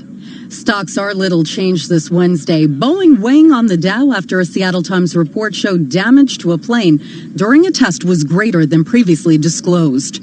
Gross domestic product expanded an annualized 2.1% in the third quarter. That's up 0.2% from the initial report. iRobot said it lost its bid to block upstart Shark Ninja from selling what it calls a cheaper knockoff of its popular Roomba i7 Plus robotic vacuum cleaner, while a patent infringement lawsuit proceeds. iRobot typically gets half of its revenue in the busy holiday season. And after soaring to a record last year, prices for fresh Christmas trees will probably rise again in 2019 because supplies are historically tight and demand is increasing. That is according to the National Christmas Tree Association. In 2018, fresh trees fetched $78 on average. That's the highest in data going back to 2008. Courtney Donahoe, Bloomberg Radio. 3, 2, 1. Oh no. Which button am I? When every second counts, you can't wing it. Guys, a little help up here? In a home fire, you may have less than 2 minutes to get out. So make a family home fire escape plan. Then practice home fire drills at least twice a year so everyone knows what to do when they hear. Prepare your family at ready.gov/fire drill. Brought to you by FEMA, the Ad Council, and Make Safe Happen. The market's in focus every business day. The P&L Podcast with Paul Sweeney and Lisa Abramowitz. Are there some sectors that you want to have more or less exposure to? What's behind this engine of gains? Analysis of the day's Wall Street action. The U.S. market looks relatively safe. From Bloomberg Intelligence, Bloomberg Opinion, and influential newsmakers. Ward McCarthy joins us right now. P&L with Paul Sweeney and Lisa Abramowitz. Listen today on Bloomberg.com, the Bloomberg Business app, or subscribe on Apple Podcasts. Are you in? It's hard to enjoy your daily yoga routine when your mind is on your next VAT return and how to avoid the usual mistakes. But with QuickBooks, the new VAT Smart Scan technology does the work for you. As the deadline approaches, it checks for duplicates, looks for anomalies, and reviews VAT codes. So your biggest struggle is touching your forehead with your ankle. Search for QuickBooks, perfect for making tax digital. QuickBooks, backing you. Did you know that at Boots.com, there are thousands of amazing gifts to choose from? And if you order online, they can be delivered to the boots of your choice for collection. So gift like you get them at the fantastical choice of thousands of gifts to order and collect boutique. Charges may apply. See Boots.com for details. Going, gone. Some things just don't hang around. Like a great deal in Tesco Mobile's best ever Black Friday event. Right now you can get the Samsung Galaxy S10 for just $29.99 a month. But this deal ends Sunday 1st of December. Catch it before it's gone. Tesco Mobile's best ever Black Friday event. Tesco Mobile. Every little helps. Best ever Black Friday based on range of products in promotion was £35.99, now £29.99. Offer ends 1st of December. 36-month credit agreement, rolling monthly usage agreement, subject to status. Phase policy applies. See tescomobile.com/terms. At Ring, we've reinvented the doorbell. So no matter where you are, you can watch over your home and the things you care about. Ring Video Doorbell streams HD video and two-way talk straight to your phone, so you can speak to whoever's at your door from anywhere. Delivery. Oh, great. Could you leave it with my neighbour, please? Sure, no problem. See, hear and speak to whoever's at your door from wherever you are with Ring Video Doorbell. For exclusive Black Friday offers on selected video doorbells and cameras, visit ring.com and major retailers. Hiya! We're getting ready to go to Butlins again, and I don't know who's more excited, Joe or the boys. Me, definitely. There's so much fun stuff there for us to do. And so much is included. All the live music and great shows like Paddington, one of my faves. I can't wait to go on the Crazy Rapids and the Wave Machine again, then get some proper fish and chips. I can see where the boys get their appetite. It's energy to keep us going, Stace. The Butlins Black Friday event is now on. You can save up to 40% on all family breaks. Book online at butlins.com. Hey, NFL fan, can't watch the game? Can't be there? We've got you covered. With TuneIn Premium, you can listen to every NFL game live as it's happening. LaShawn McCoy has an opening on the right side, punches into the end zone for the touchdown. Or catch it later on demand. Offset backs behind Mahomes. The give is to Williams. Starts right, cuts it back to the left, and blows into the end zone for the touchdown. You call the plays. Follow the NFL anytime, anywhere, all season long with TuneIn Premium. Upgrade today. Drive into the in-laws' house for Thanksgiving? Having a long airport layover on your way home? Or maybe you're camping out on Black Friday in quest of the deal of the season. Whatever the case, ease the pain and make it a long weekend to remember with TuneIn. Featuring nonstop music, binge-worthy podcasts, 24-hour news, and live NFL, NHL, and NBA games. At home or on the move, soundtrack your Thanksgiving with TuneIn. Want to know what's happening in right now? The latest headlines are just a tap away with Fox News Talk on TuneIn. When news breaks, get up-to-the-minute coverage on developing stories from around the world. Plus, hear all the Fox shows you watch on your TV. Listen to Fox News Talk around the clock on TuneIn. Broadcasting live from the Bloomberg Interactive Broker Studio in New York. Bloomberg 1130 to Washington, D.C. Bloomberg 99.1 to Boston. Bloomberg 106.1 to San Francisco. Bloomberg 960 to the country. Sirius XM Channel 119. And around the globe, the Bloomberg Business app and BloombergRadio.com. This is Bloomberg Markets. Coming up, we're going to speak with the CEO of MBroker. We're going to discuss a venture capital report on the state of U.S. startups. Plus, we're We're going to discuss some of that eco news that came out this morning, a whole slew of economic data. We'll take a look at that. We'll break it down, including third quarter GDP and jobs claims. But right now, let's go to Greg Jarrett of Bloomberg News for a Bloomberg Business Flash. Greg. You got it. Stocks are still up. Risk on mood is continuing for yet another day. We're in record territory. The dollar is stronger and Treasury yields are up. William Sells, HSBC Private Banking Chief Marketing Strategist, tells Bloomberg the most important thing for investors in the coming year will be diversification. I think it is less about the cycle because I do think we are going to avoid a recession. We probably want to be relatively neutral positioned in terms of cyclicality, but one needs to be diversified because it's going to be that lack of visibility, the uncertainty, the political and geopolitical risk that is going to continue to be there. If people are not diversified through safe haven bonds, they need to find it somewhere else. So they need to find it in hedge funds, they need to find it in private equity, I think. We check the markets every 15 minutes throughout the trading day on Bloomberg Radio. S&P 500's up 0.2% of 6. The Dow's little changed up 2. The Nasdaq's up 0.4% up 37. The 10-year's down 7/30 seconds with a yield of 1.76%. West Texas Intermediate crude continues its slide. It's down 1.3% at 57.67 a barrel. COMEX gold's down 0.5% at 14.60 an ounce. The dollar yen is at 109.38. The euro $1.996 and the British pound $1.28.86. That's a Bloomberg Business Flash. I'm Greg Jarrett. You're listening to Bloomberg Markets with Lisa Abramowitz and Paul Sweeney on Bloomberg Radio. The years of the unicorn have given way to a year of skepticism with some high-profile misses when it comes to WeWork and other darlings of the venture capital space. But this doesn't really paint the whole picture. Joining us now, Matt Miller, Chief Executive Officer of Embroker, joining us from San Francisco. Matt, you've been surveying the venture capital space, but not just the mega deals or the mega companies within the sector. Could you give us a sense of what you're looking at? Yeah, sure. Thank you.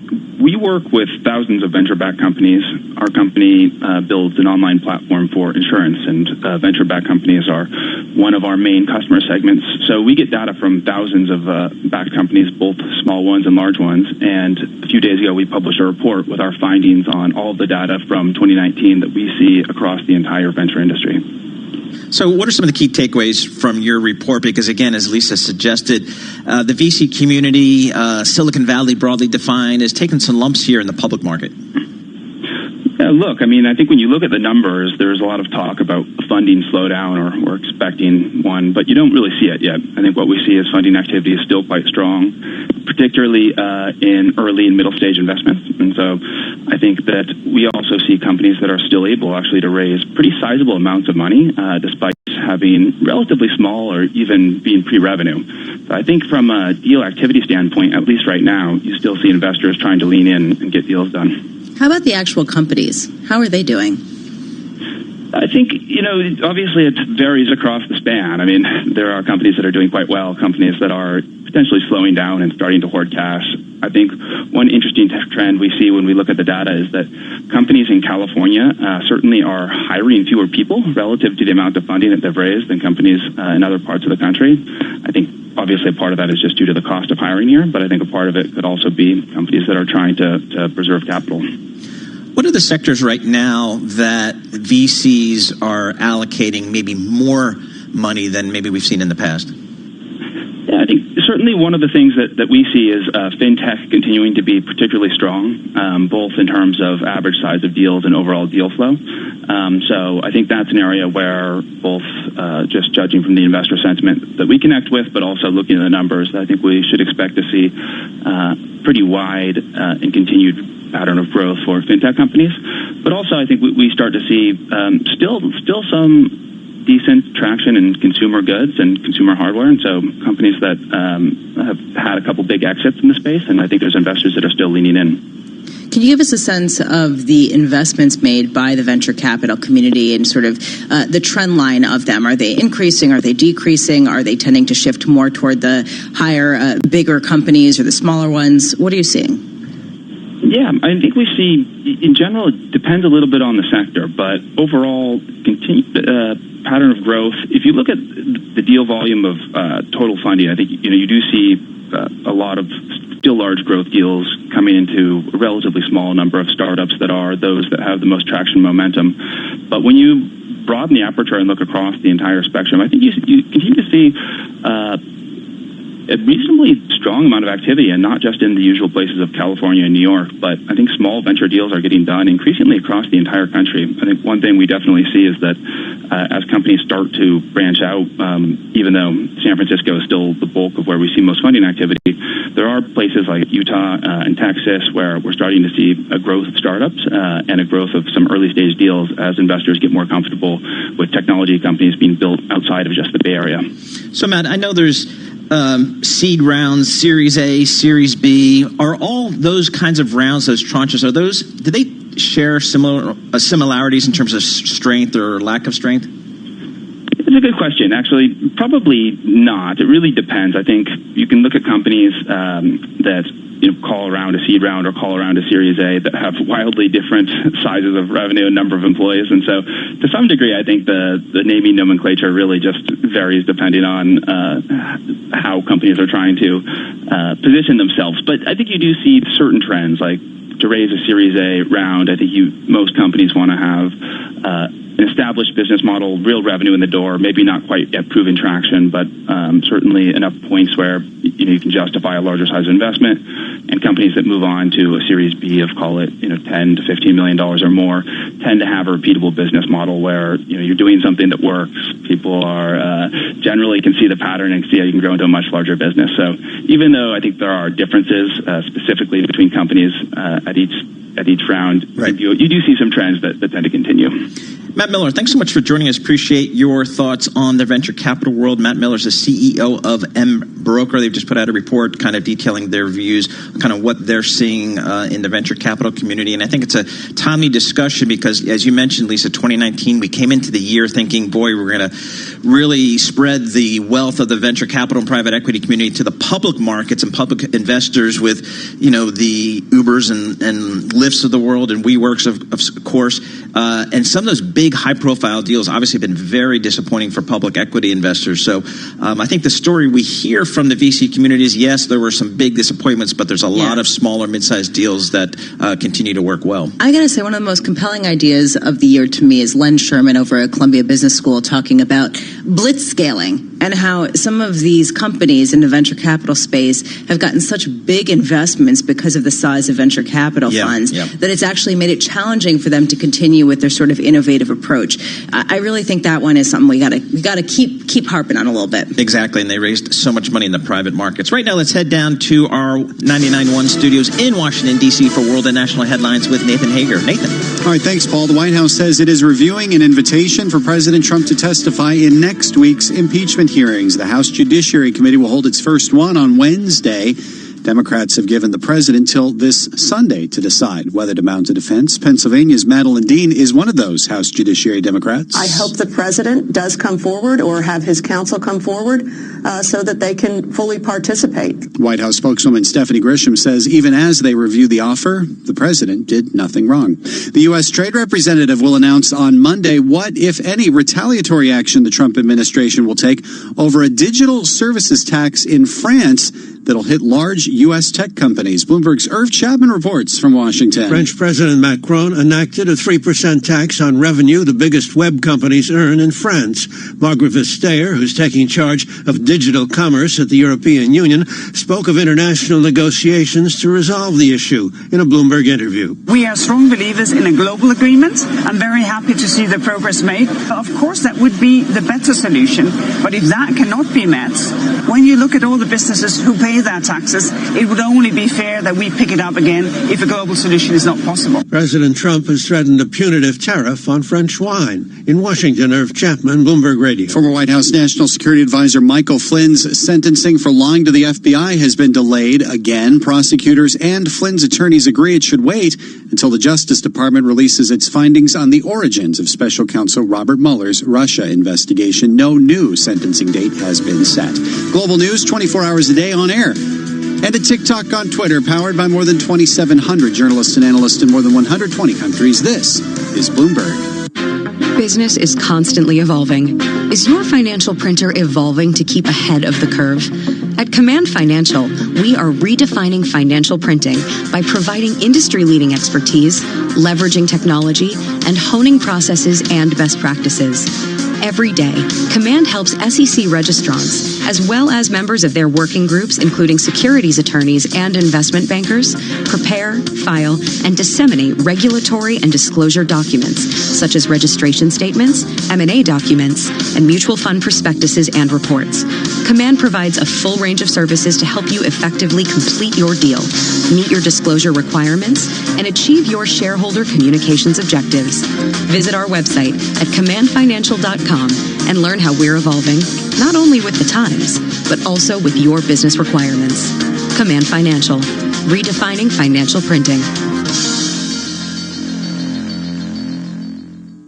Elite advisory firms rely on BNY Mellon's Pershing to meet the needs of their most complex clients. Karen Novak, Chief Operating Officer at Pershing Advisor Solutions, explains how. At BNY Mellon's Pershing, we bring customized insights and strategies to help you grow your advisory business and stay on the leading edge. We can support the needs of your most sophisticated clients with a full range of investment and wealth management solutions, from access to private banking to consolidated bank and brokerage custody. Learn why so many of the largest advisory firms turn to us for the financial strength and high-touch service that BNY Mellon's Pershing can provide. Are you well positioned to stand out from your competition? Learn more at Pershing.com or call 800-445-4467. Brokerage custody provided by Pershing LLC and other services provided by Pershing Advisor Solutions LLC. Both members of FINRA and SIPC. Private banking and bank custody provided by BNY Mellon NA. Member FDIC. In-depth analysis. Next. Nah. Nope. Boring. If you skip through loads of your TV channels, why are you paying loads of money for them? With TalkTalk TV and Faster Fibre, you can access the nation's favourite TV shows, a world of films and sport, live and on demand, all for £25.95 a month for 18 months. And if you're quick, you'll even get a year of Amazon Prime on us. Search TalkTalk TV. TalkTalk. For everyone. Offer ends 5th of December, subject to availability. T's and C's apply. There is simply nothing else like it. Giraffe strut, bird swoop, gazelles leap. And as the music soars, the entire Serengeti comes to life around you. This is Disney's The Lion King. Experience it at London's Lyceum Theatre. Visit thelionking.co.uk.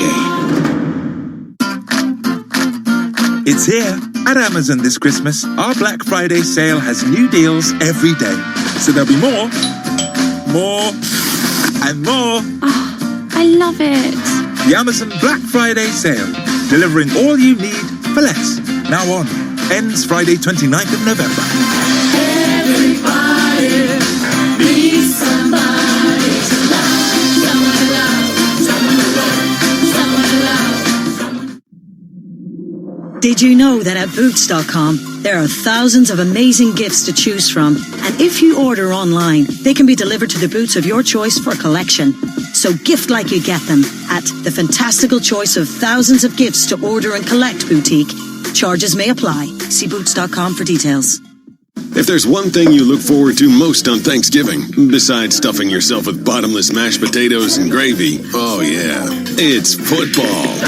And wherever you are at game time, you can catch the NFL's epic Turkey Day triple feature on TuneIn this Thursday, starting at 12:30 Eastern. Don't miss the back-to-back-to-back lineup of Bears v. Lions, Bills v. Cowboys, and Saints v. Falcons. Whether you're driving to the in-laws or carving the bird, search NFL on TuneIn to hear the holiday action. Happy Thanksgiving. Drive into the in-laws' house for Thanksgiving?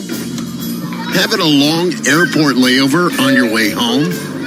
Or maybe you're camping out on Black Friday in quest of the deal of the season. Whatever the case, ease the pain and make it a long weekend to remember with TuneIn. And for those based in the turkey at home, we've got great cooking podcasts for prepping the perfect turkey. I have water with unflavored powdered gelatin, bun pan. At home or on the move, soundtrack your Thanksgiving with TuneIn. College football is live on TuneIn. Listen for free to games from more than 140 schools all season long. To the 10, all the way to the checkerboards, but he stays on his feet and scores a Tennessee touchdown. It's college football rivalry week, and TuneIn has your wall-to-wall coverage. He throws right for the end zone. Caught. Touchdown, Georgia. This Saturday, don't miss the game. Kicking off at 9 a.m. Eastern Time, featuring bitter rivals Ohio State and Michigan. The Buckeyes are aiming to keep their perfect season intact. Edwards-Helaire spins away from a defender. Inside the pylon to the left. Touchdown, LSU! Then, at 12:30 Eastern Time, it's the Iron Bowl, where Alabama looks to impress the playoff committee without star QB Tua Tagovailoa. But the Auburn Tigers have other plans and hope to play the role of playoff spoiler. Looks left, fires towards the end zone. Cephas, back shoulder grab, breaks a tackle, touchdown Wisconsin! Catch all the action this Saturday. Just search college football to find your game. Headlines and breaking news 24 hours a day at Bloomberg.com, the Bloomberg Business app, and TikTok on Twitter. This is a Bloomberg Business Flash. Stocks are up after positive economic data and some optimistic comments from President Donald Trump on progress in the trade talks between the United States and China. We check the markets every 15 minutes throughout the trading day on Bloomberg Radio. S&P 500's up 0.25%, up 8. The Dow is little changed, up 9. The NASDAQ is up 0.5%, up 40. 10 years down. 5:30 seconds. The yield is 1.76%. West Texas Intermediate crude is down 1.1% at 57.78 a barrel, with COMEX gold down 0.5% at 14.60.70 an ounce. The dollar yen is at 109.37. The euro are $1.10.01, and the British pound $1.28.85. We're looking at a decline in Latin American currencies that is threatening to turn into a rout. 3 of the region's most traded currencies have hit record lows. The Colombian peso is headed for its 4th day of declines as President Ivan Duque failed to quell anti-government demonstrations. Chile's peso weakened after another night of disturbances there. And Brazil, which has avoided such extreme political turbulence, also saw its currency reach a record low. That is a Bloomberg Business Flash. I'm Greg Jarrett. This is Bloomberg Markets with Lisa Abramowitz and Paul Sweeney on Bloomberg Radio. Bloomberg Markets is brought to you by Commonwealth Financial Network. For the 6th straight time, J.D. Power ranks Commonwealth #1 in independent advisor satisfaction among financial investment firms. Visit Commonwealth.com to learn more. Well, it is the day before Thanksgiving. A lot of people taking time off today, but not in terms of the world of economics. We had a whole slew of economic data coming out this morning to help us parse through that data. We welcome Pete Earle. Pete is research fellow and economist at the American Institute for Economic Research. Joins us on the phone from Massachusetts. Pete, thanks so much for joining us. Again, a lot of data to parse through today. What are some of the things that jumped out at you? Thanks for having me. Well, I'm actually, at least in terms of what I've heard from other economists, I'm going to take a slightly contrarian position.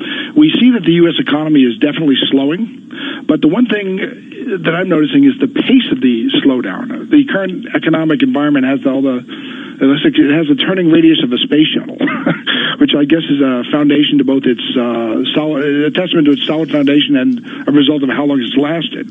We still have the longest lasting economic expansion since the end of World War II. So what we're finding out in some of the data today is we've got a tight labor market, we have rising incomes, pretty strong balance sheets, and generally high consumer confidence. It slipped over the last 4 months, but it's still at a 7 or 8 year high. But we also have things that are less easy to measure and often not found in political, or rather in financial balance sheets and economic statistics, like uncertainty about the political environment, a trade conflict which remains unresolved, and some concerns at the intersection of fiscal and monetary policy. So what's your contrarian view? Mine is that at this point we should remain vigilant and policymakers should be watching closely. But I think it would do all of us well, whether we're economists or business owners or even policymakers, to remember that a slowdown does not necessarily imply an oncoming or inevitable recession. Well, hold on a second, because actually that is not contrarian necessarily. That seems to be the growing consensus. People are not expecting a recession next year and think that the economy is going to avoid stall speed. Do you disagree? Right. No, I don't. I do agree with that. In that case, my contrarian view has to do with the circle of people who I engage with.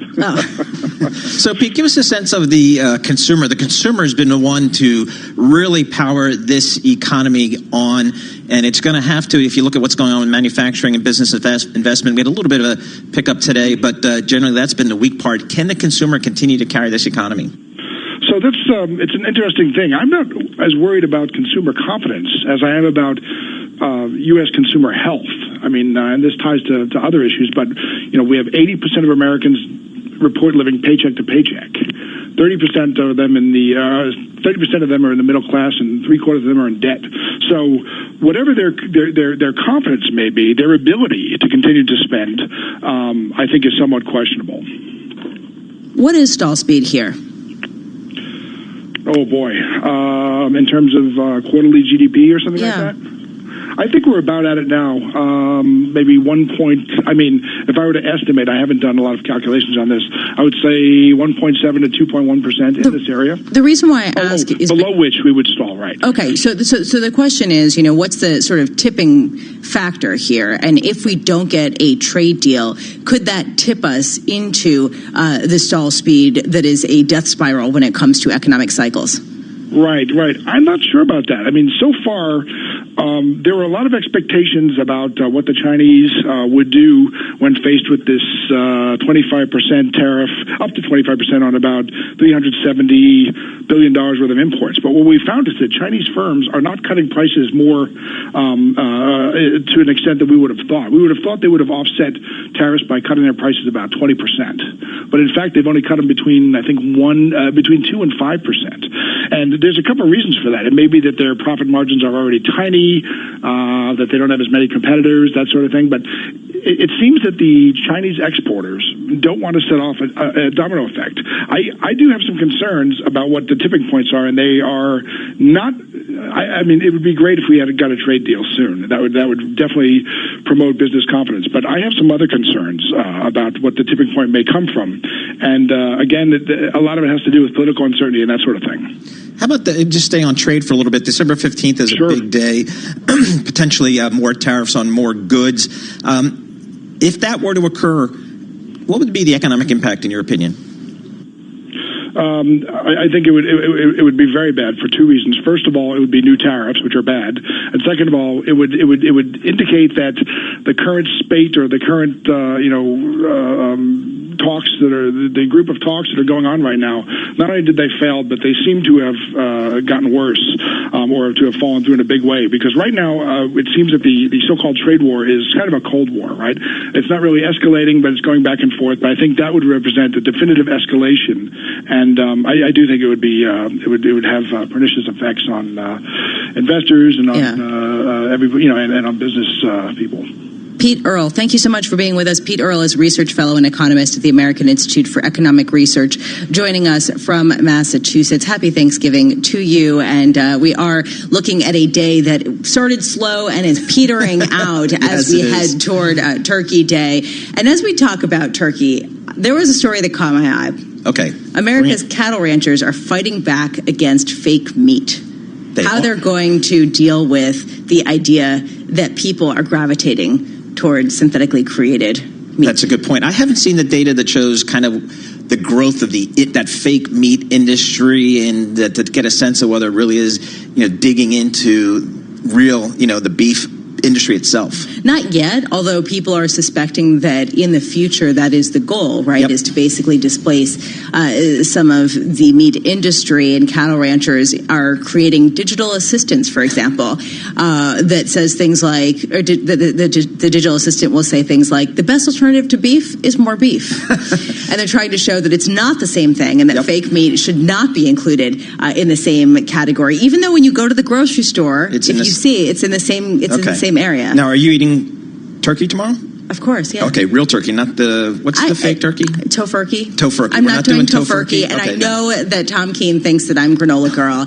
And sure, I do like granola, and I probably do skew more veggie than I do meat, but I absolutely will eat turkey tomorrow. Yeah. What about you? We're doing it. It's very traditional, I would say, in our household. Turkey, mashed potatoes, the dressing, mashed potatoes. My favorite. That's actually interesting. We do the sweet potatoes with the marshmallows on top. Ah, interesting. You know what I'm talking about? That one? And we also do, it really doesn't matter. No, I have two of my kids, absolutely say they will cook this year. They will help with the cooking, so we'll see. Roasted Brussels sprouts. Yep. The one thing that we're actually debating is the pie, which is the reason why I've been obsessed. Pecan versus pumpkin.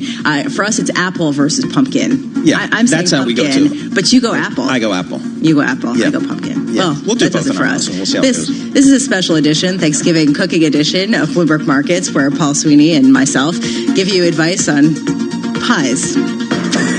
For more on markets, stay tuned. This is Bloomberg.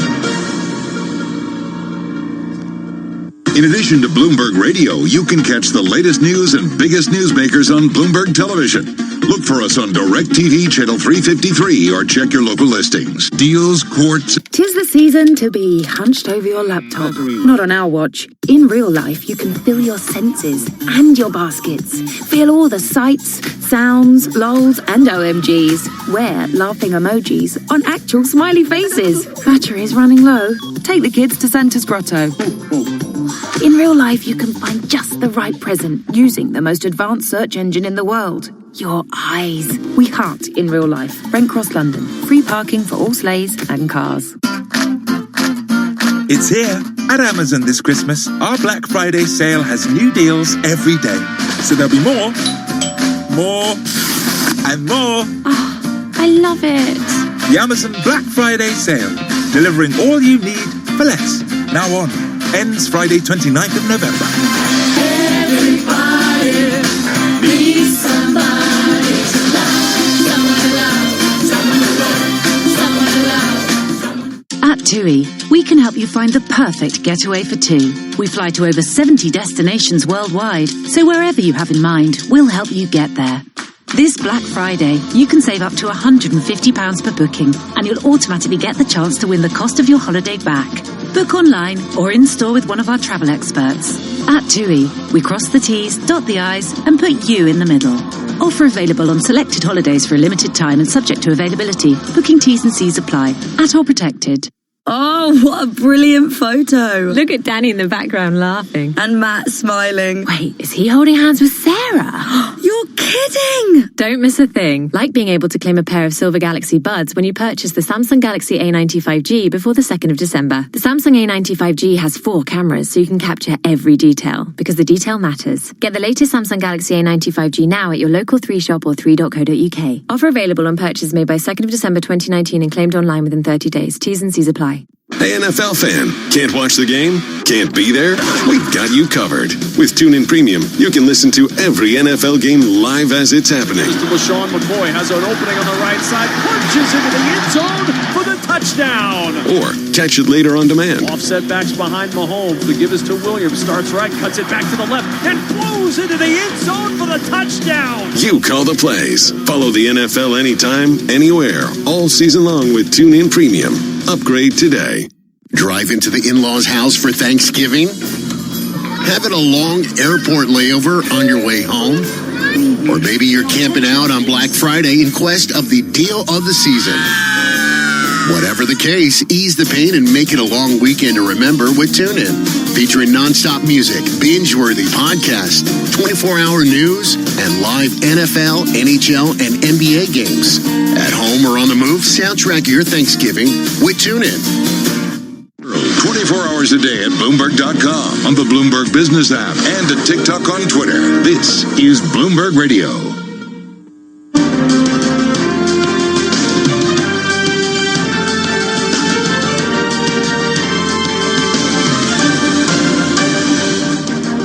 From Bloomberg World Headquarters in New York to our TV and radio audiences worldwide, I'm David Weston. Welcome to Balance of Power, where the world of politics meets the world of business. On the brief today, Yelena Sholyatova on the wave of new economic data out for the United States.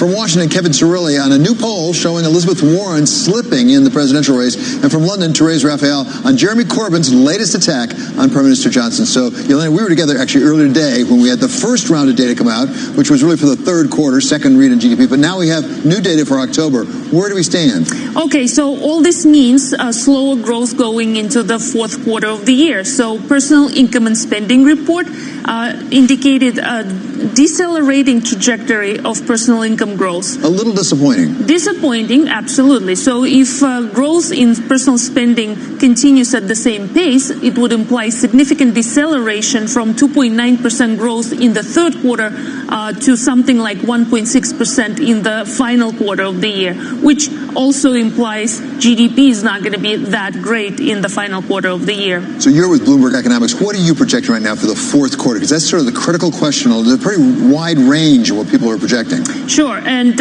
some tracking estimates actually suggest that growth will fall below 1%. Right. We don't think so. We think growth will be in the vicinity of 1.7%, which will be just enough to keep the projections from the Fed at 2.2% for the year as a whole. But the direction is clearly down. Absolutely. The direction is showing deceleration in the main engine of economic activity in consumer spending. Okay, Yelena, thank you so much for being with us. That's Yelena Shayletova. She is senior U.S. economist with Bloomberg Economics. And now we go to Kevin Cerulli down in Washington. So, Kevin, how long ago was it Elizabeth Warren was almost being christened? Now it doesn't look like she's doing quite so well. Precisely. She still remains a top-tier candidate in terms of the top four candidates, former Vice President Joe Biden, Bernie Sanders, Elizabeth Warren, and South Bend Mayor Pete Buttigieg. But you're absolutely right. A new poll out has her significantly slipping. You look at Biden still being able to maintain his lead, really ahead by 10 percentage points against Elizabeth Warren, and Bernie Sanders still maintaining that according to this new Quinnipiac poll. Then you take a look at the lower-tier candidates, Amy Klobuchar, Michael Bloomberg, and Kamala Harris.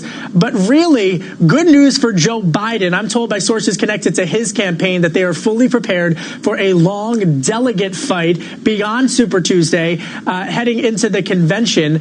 And I also just would tell you that Bernie Sanders' campaign also incredibly confident that they've been able to maintain their ceiling. The question becomes, with Senator Warren slipping, will the Sanders campaign be able to seize off of that support? And another unknown is whether or not South Bend Mayor Pete Buttigieg can expand his support into African-American communities. So far in the past week or so, he's been attacked by his political rivals on that particular front as well. Yeah, and Kevin, it may be a little too soon, but we're getting to the point where we're going to have to go beyond the nationwide polls and really break it down more. For example, when you talk about the African-American vote, we're talking about, for example, South Carolina. We're not talking about Iowa. Precisely. South Carolina going to be a crucial early primary state in terms of where it comes ahead of Super Tuesday, but also right after the Iowa caucus and New Hampshire primary. Joe Biden feels incredibly confident at those South Carolina poll numbers that he will be able to get momentum heading into Super Tuesday, fueled off of a strong performance in South Carolina. Meanwhile, in terms of the Iowa caucus, Buttigieg really surging to the top of the polls there, and so that would set up New Hampshire to be an all-out political mudfest, for lack of a better word, here on Thanksgiving Eve. A lot to talk about around the Thanksgiving table, or not. Yeah. Or not. Okay. Many thanks to Kevin Cerulli down in Washington. A disclaimer now, Michael Bloomberg is, of course, the founder and majority owner of Bloomberg LP. That's the parent company of Bloomberg News. Now we go to London and Therese Raphael in London, because there's a little race going on over there, Therese, that you have going, and it looks like they're really charging and countercharging. Now we have this allegation that maybe the Tories are secretly dealing with the National Health Service? Yeah, so these, as we go into the last 2 weeks of this race, the game is really to try to find some issue that that turns the tide for one side or the other. So we've had 2 days of a real row over anti-Semitism in the Labour Party, and today Jeremy Corbyn's Labour Party released a trove of documents that they say prove that Boris Johnson wants to sell out the National Health Service to U.S. drug manufacturers. One of the claims is that they would agree to shorter patent times, which would then result in an increase in drug prices as they would have longer patent times, which would result in an increase in drug prices as it took would take longer for generics to come onto the market. So, we've seen both sides now jockeying for position and trying to convince voters that their offer is better and that it would be damaging to the National Health Service to go for the other party. Therese, as you know, here at Bloomberg, we like to look at the markets as a way maybe of getting into the politics. And when you look at the pound particularly, it seems to be just tracking according to whether the polls indicate Labor's going to win or whether Tories are going to win, but by how much. At the same time, we got a big poll out overnight tonight. YouGov, is that going to tell us the answer?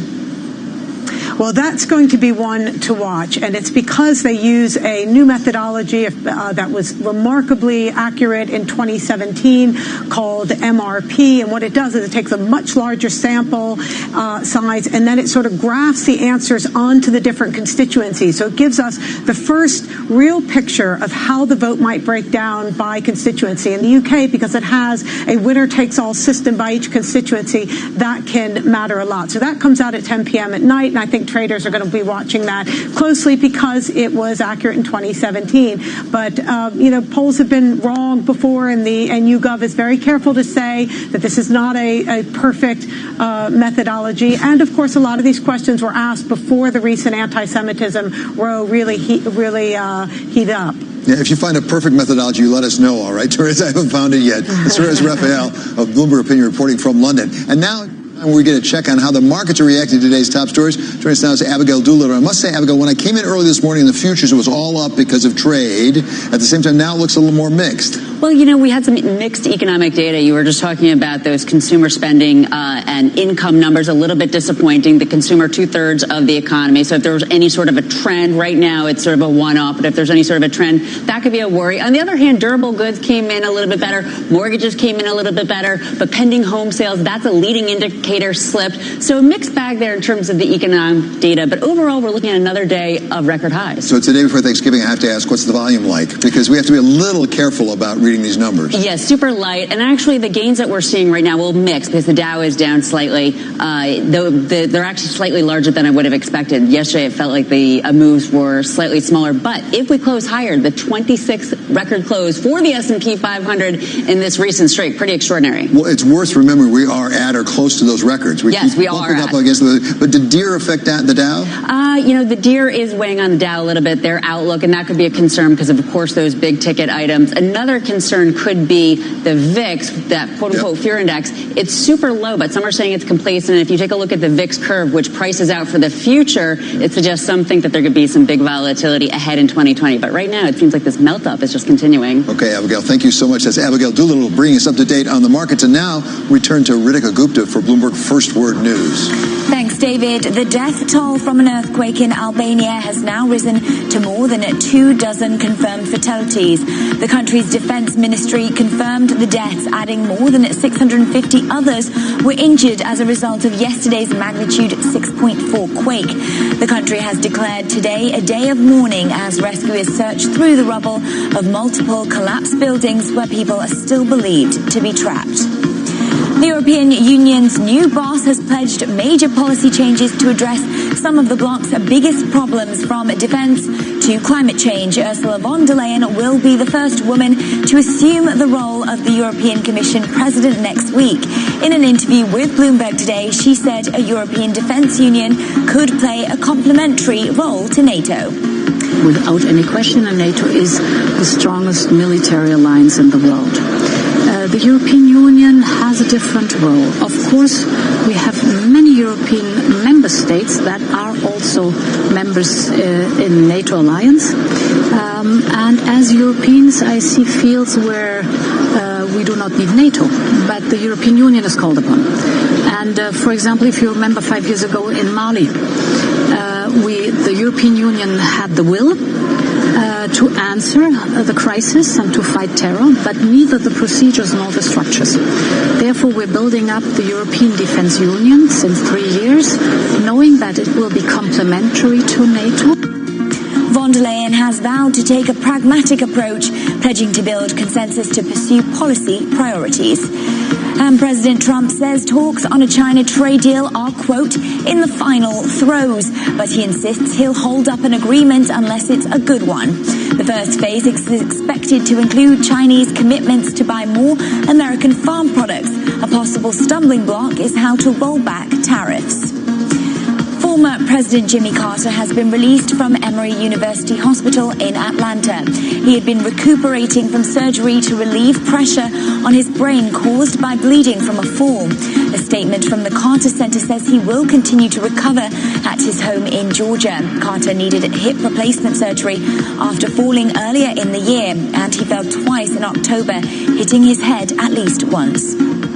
Global news, 24 hours a day, on air and at TikTok, on Twitter, powered by more than 2,700 journalists and analysts in more than 120 countries. I'm Ritika Gupta. This is Bloomberg. David? Thanks so much, Ritika. Coming up, Turkey with a side of data. There's been a flood of economic data this morning ahead of the holidays. We parse through it with Douglas Holtz-Eakin of the American Action Forum. That's coming up next. This is Balance of Power on Bloomberg Television and on radio.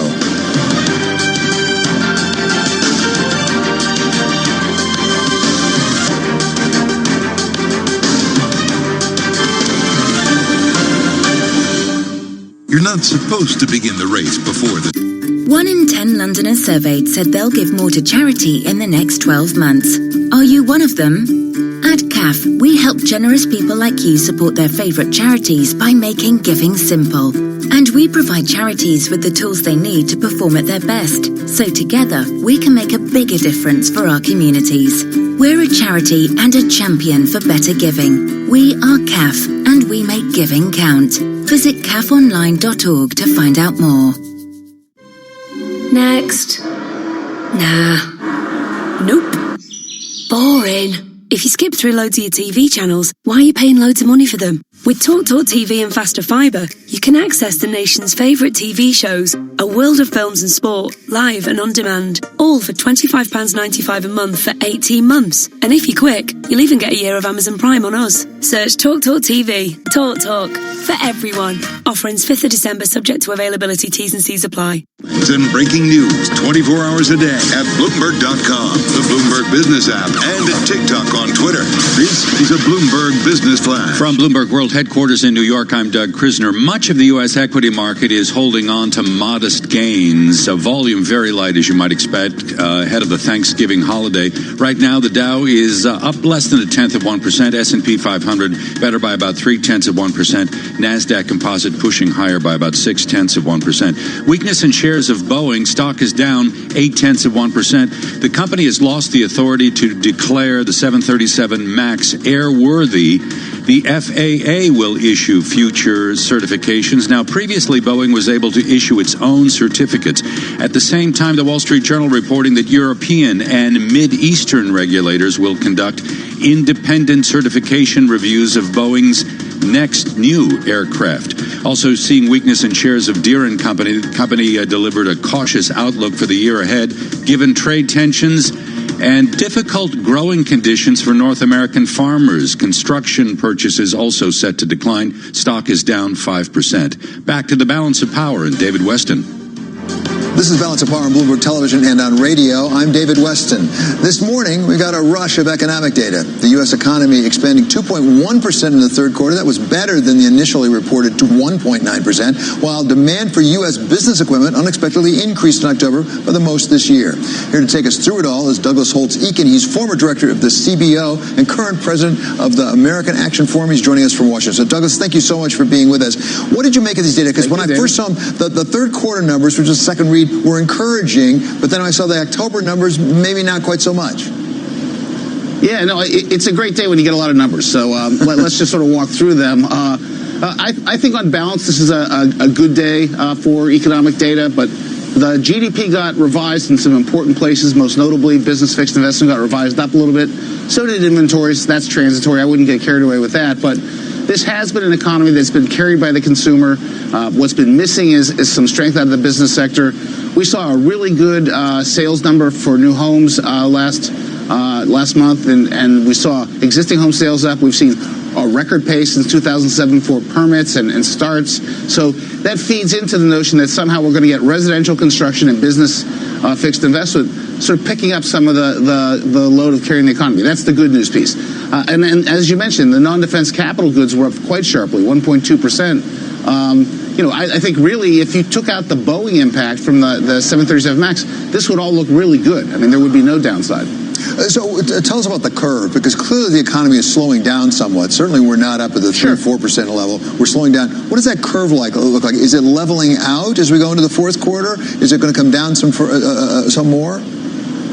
I think you could easily see it tick down some more and get a fourth quarter GDP number that looks like 1.7, 1.6. There's some tracking numbers that are below 1, but I think those are too pessimistic.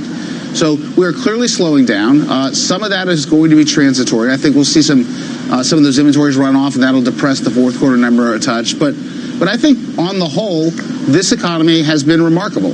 It's had taken the headwinds of the trade wars pretty successfully. It's had a big drop-off in business fixed investment that comes from both confidence and also uncertainty about the supply chains. And we're still chugging along at roughly 2%. And I think that's an accomplishment. And how much of that is an accomplishment that just is because of the consumer as a practical matter? You mentioned earlier this issue. It's really sustained us. Can the consumer keep doing that? Does trade affect that consumer at all on their willingness to open up their pocketbook? I think the consumer can continue to do this. I mean, let's look at the reality. The labor market's doing very, very well. Unemployment is extremely low. Wages are rising. Everyone would like faster real wage growth, and I'm in that camp, but we're still getting that wage growth. The household sector doesn't have a big problem on its balance sheet, so there's no real reason for the household sector to go south. They can keep chugging along. I don't think it gets affected too much by trade anymore. It's become sort of part of the chatter out there. You hear about it every day. And the dollar value of the tariffs, while real, isn't enough to stop it. So I think the household sector's in pretty good shape. We got to sort of look to the rest to pick it up a bit. We're talking with Douglas Holtz-Eakin. He's the former director of the Congressional Budget Office. So Douglas, let's talk about the politics of this for a moment, because we are entering into next year, an election year. And let's talk specifically about sort of swing states. The New York Times took a look at voters in 6 battleground states who voted for President Trump in the 2016 election, but actually voted for the Democrat the next time around. And what they conclude basically said they'll stick with Trump as of right now, even though they voted for a Democrat in the midterm, they'll go back to Trump. Given the nature of the economy, if you're looking at Wisconsin, you're looking at Michigan, you're looking at Pennsylvania, is this economy strong enough for people to stay with Donald Trump? I'm going to give you 2 answers because, I'm an economist. I can't help it. But here's the conventional wisdom. What matters is the economy and its performance 3 to 6 months out from the election. So right now isn't important. What's going on next June, say, is important. And if the economy is growing strongly enough and unemployment remains low enough and wage growth is there, then he's going to be in very good shape. Big advantage for an incumbent. In his case, I think it's a slightly higher bar because he said a lot about how Obama's economy wasn't satisfactory and an average growth rate of 2% wasn't any good. And so if you're growing at 2% in June, I don't think that looks so great from a political point of view. And so that's sort of how the economics of this election line up, at least at the moment. The one thing I will say is the caveat. The other story is go talk to the political strategists, the pollsters, the people who do those focus groups, and what they will tell you is the economy matters less than ever before, that this election has become extremely tribal, and there's only a couple swing voters out there who are going to determine the outcome. What could drive the economy either up or down as we go into 2020 as a practical matter? I mean, we talked about the investment in fixed assets that over time can increase productivity, but that takes some time. What in the shorter term could actually affect the economy? I think the downside risks are pretty obvious. They're primarily located in trade. Those are the ones that we can see. We could also see the global economy slowing further. There's a lot of weakness out there, and that hurts the U.S. As well. So that's the downside risk. The upside potential really is in residential construction, where the Fed easing has helped. Strong labor market helps. There's a very low inventory. Housing hasn't played its traditional role in the business cycle since the Great Recession, but we could be seeing a resurgence of that. That's a strong upside risk, I think. And the business fixed invest is just the ultimate wild card. The large investors, the big multinational companies who have big fixed assets, don't know where to put them. They don't know if this is the right time to go forward, and I think that's got to get resolved to get a really robust recovery. So President Trump's answer is a clear answer, which is all up to the Fed. You just got to keep cutting and keep cutting and keep cutting. In fairness, they have had some cuts now. Is that affecting either the consumer or the business fixed income in your estimation? I think it's had a modest impact on consumers through the traditional channels. We've seen a little bit better housing market, a little bit better durable goods. It's not been dramatic. They were insurance. They weren't first order cuts. And, there was a principled case to be made to not have some of those cuts. So I don't think this rests on the Fed. I think the president's mistaken in that. I think the other factors are far more important. Okay, finally, we do have yet another extension of the funding for the U.S. government to the end of December now. Does it really just come down to the wall?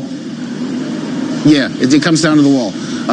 They started, sort of praising themselves about getting a deal on the division of the overall total funding levels, the so-called 302Bs. The truth is they couldn't get there. It didn't get done before they left because of the wall. They've got problems with the NDA, the National Defense Authorization Act. That's something that always has been bipartisan. It has happened every year. It's stopped dead because of the wall. So until they figure out how to handle the wall and the ability of the president to move money to build the wall, even when Congress hasn't appropriated it, they're not going to have a deal. Okay, Doug, thank you so much for joining us today. I hope you have a happy Thanksgiving. That's Douglas Holtz-Eakin, and he's president of the American Action Forum, coming to us from Washington. Still ahead here, the trade war is taking a big toll on Deere. It's our company in the crosshairs next. This is Balance of Power on Bloomberg Television and on radio.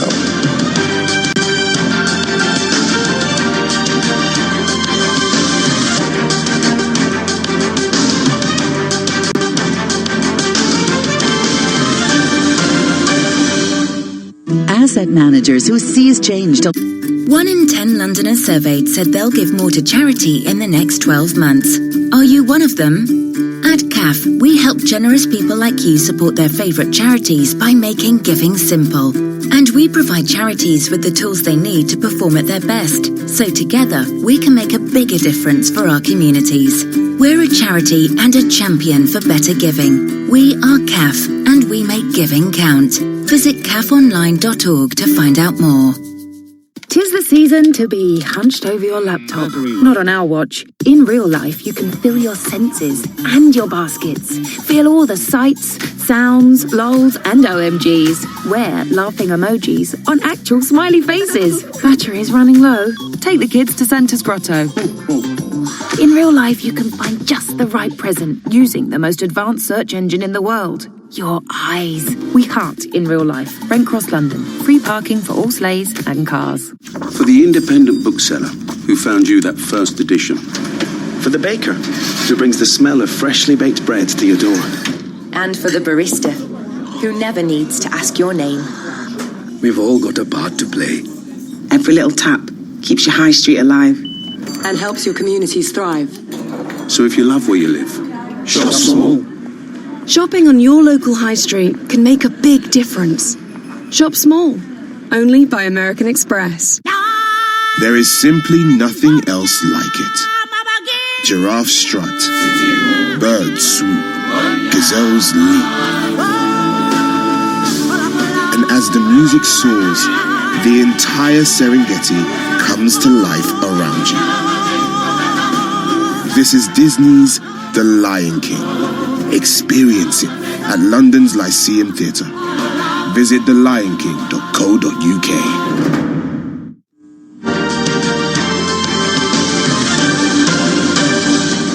This is Balance of Power on Bloomberg Television and on radio. I'm David Weston. It is time now for the stock of the hour. Deere is the worst performer in the S&P 500 today. Shares dropping about 5% on a disappointing outlook that is partially a result of trade tensions. Caitlin Lyons is here to tell us all about it. The interesting thing is that the headline was they actually beat by a little bit on their earnings and their revenue, but boy, they didn't get any credit for it. Yeah, so the fourth quarter came in pretty much in line, but we have to remember the bar was a lot lower going in. They've been taking down those estimates because we knew it was probably going to be pretty weak, and we also knew knew that about the fiscal 2020 forecast, but analysts actually described it as far worse than was expected. I mean, these are deep cuts. They see that for agriculture and turf sales in fiscal 2020, they're going to be down between 5 and 10%, and then for construction and forestry, they could fall as much as 15%. And their net income forecast also missed by a pretty wide margin. They see just $3.1 billion at the high end. The street was looking for almost $3.5 billion. And one thing that struck me is we tend to think about that in terms of agriculture, what's going on with farmers. We don't think about the construction part. The construction part is actually down more than the agriculture.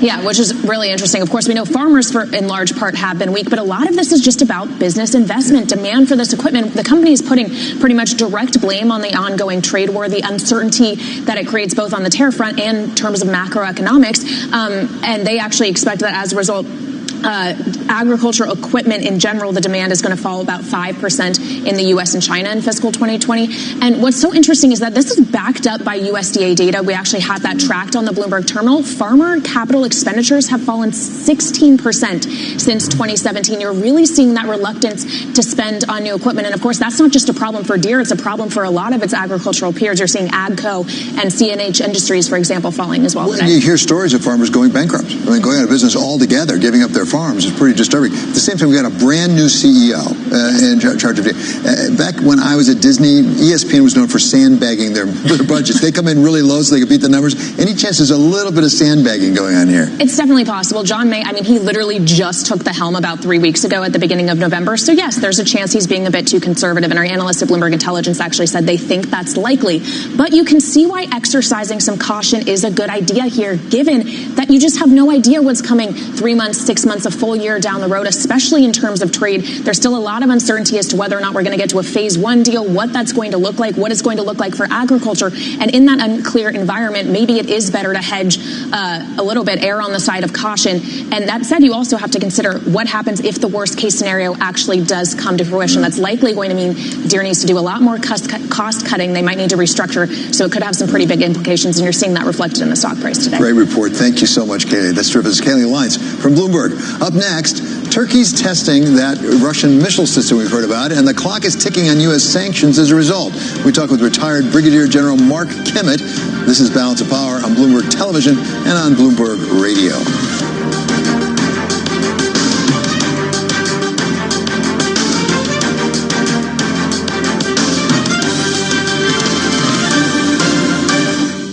This is a Bloomberg Market Minute. U.S. stocks are moving higher on positive economic data. The U.S. economy grew at a 2.1% annual rate over the summer. That's slightly faster than first estimated. The Dow was up 4 points, S&P 500 up 9, the Nasdaq climbing 48 points. But shares of Deere & Company are lower today. The maker of farm and construction equipment delivered a more cautious outlook than expected. Deere forecasts that in fiscal 2020, global sales of agriculture and machinery may fall as much as 10%. And if you're in a generous mood to give this holiday season, the Salvation Army has a new way for you to give. You can use your smartphone. It's adding Apple and Google Pay options to its Red Kettle campaign to help those in need. Donna Wilson, Bloomberg Radio. Business is constantly evolving. Is your financial printer evolving to keep ahead of the curve? At Command Financial, we are redefining financial printing by providing industry-leading expertise, leveraging technology, and honing processes and best practices. Every day, Command helps SEC registrants, as well as members of their working groups, including securities attorneys and investment bankers, prepare, file, and disseminate regulatory and disclosure documents, such as registration statements, M&A documents, and mutual fund prospectuses and reports. Command provides a full range of services to help you effectively complete your deal, meet your disclosure requirements, and achieve your shareholder communications objectives. Visit our website at commandfinancial.com and learn how we're evolving, not only with the times, but also with your business requirements. Command Financial, redefining financial printing. By My mother was always very active and independent, and she was familiar with her neighborhood. But one day, she stopped at the stop sign for much longer than usual. She wasn't even really sure where she was at. It's important for you to talk to someone about it. I felt so much better after my son told me, Mom, we'll figure it out. When something feels different, it could be Alzheimer's. Now is the time to talk. Visit alz.org/ourstories to learn more. A message from the Alzheimer's Association and the Ad Council. Financial leaders enjoy talking with Tom Keene and Jonathan Farrell. What was it like having the giant darken the door every once in a while? Experts appreciate it when what they have to say is understood. Do you think that we might have seen a cyclical peak in the labour market? It's the same reason we're recommending Bloomberg Surveillance to you. Everything you thought would happen is happening. Weekday mornings at 7 Eastern on Bloomberg Radio, the Bloomberg Business app, and BloombergRadio.com. Bloomberg, the world is listening.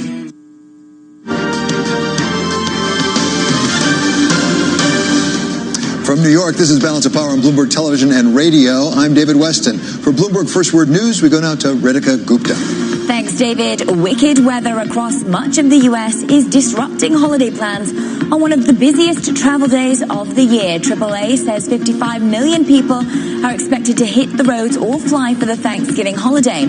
But two severe storm systems are creating widespread travel problems. Parts of Colorado have been hit up by a foot of snow, causing multiple accidents and treacherous roads. And high winds in New York City are threatening to ground the massive balloons that are a big part of the annual Macy's Thanksgiving Parade. The governor of Massachusetts has signed into law a groundbreaking ban of the sale of flavored tobacco and vaping products, including menthol-flavored items. Anti-smoking groups say the move by Republican Governor Charlie Baker makes Massachusetts the first to enact a permanent statewide ban. In September, Baker declared a statewide public health emergency and ordered a temporary halt on the sale of all vaping products. The Trump administration may strike back at France. The French plan to slap a new digital tax on large American tech companies. Now the U.S. is considering whether to retaliate with tariffs. The U.S. Trade Representative's office is investigating the matter. It will announce its findings on Monday. The Organization for the Prohibition of Chemical Weapons agreed today to ban Novichok nerve agents. Novichok was developed by the Soviet Union during the Cold War. It rose to infamy when it was used in the attempted assassination in March 2018 of Russian spy-turned-double agent Sergei Skripal. It's the first time the global chemical weapons watchdog is updating its list of banned substances. Global News, 24 hours a day, on air and at TikTok, on Twitter, powered by more than 2,700 journalists and analysts in more than 120 countries. I'm Ritika Gupta. This is Bloomberg. David? Thanks very much, Ritika. The U.S. warned Turkey not to buy a new missile defense system from Russia, but President Erdogan went ahead anyway. And now it's taken delivery and started testing. Mark Kimmett is a retired U.S. Army Brigadier General, former Assistant Secretary of Defense for Political Military Affairs, and former Deputy Assistant Secretary of Defense for the Middle East. He comes to us today from Washington. Welcome, Mark. It's great to have you back with us. Hi, David. Let's start with the national security implications of this. Why is the United States, and for that matter, perhaps Western Europe more generally, so concerned about this S-400 system? Well, it's the radars, primarily. The radars have a capability to look well into any part of Europe and look at the aircraft that are flying. Most importantly, those that are part of the F-35 consortium. We have grave concerns that that radar can start taking apart the stealth profile. So this is a capability that the Turks have, which we expect the Russians to put a back door on, that would in many ways make it very, very difficult for us to maintain the air superiority of the F-35. So Turkey, of course, is a part of NATO, is an ally as a part of NATO. Is Western Europe, is the rest of NATO as concerned with this as the United States is? Well, it's not just the radars. Turkey announced today that they may be reconsidering their NATO Article 5 obligations.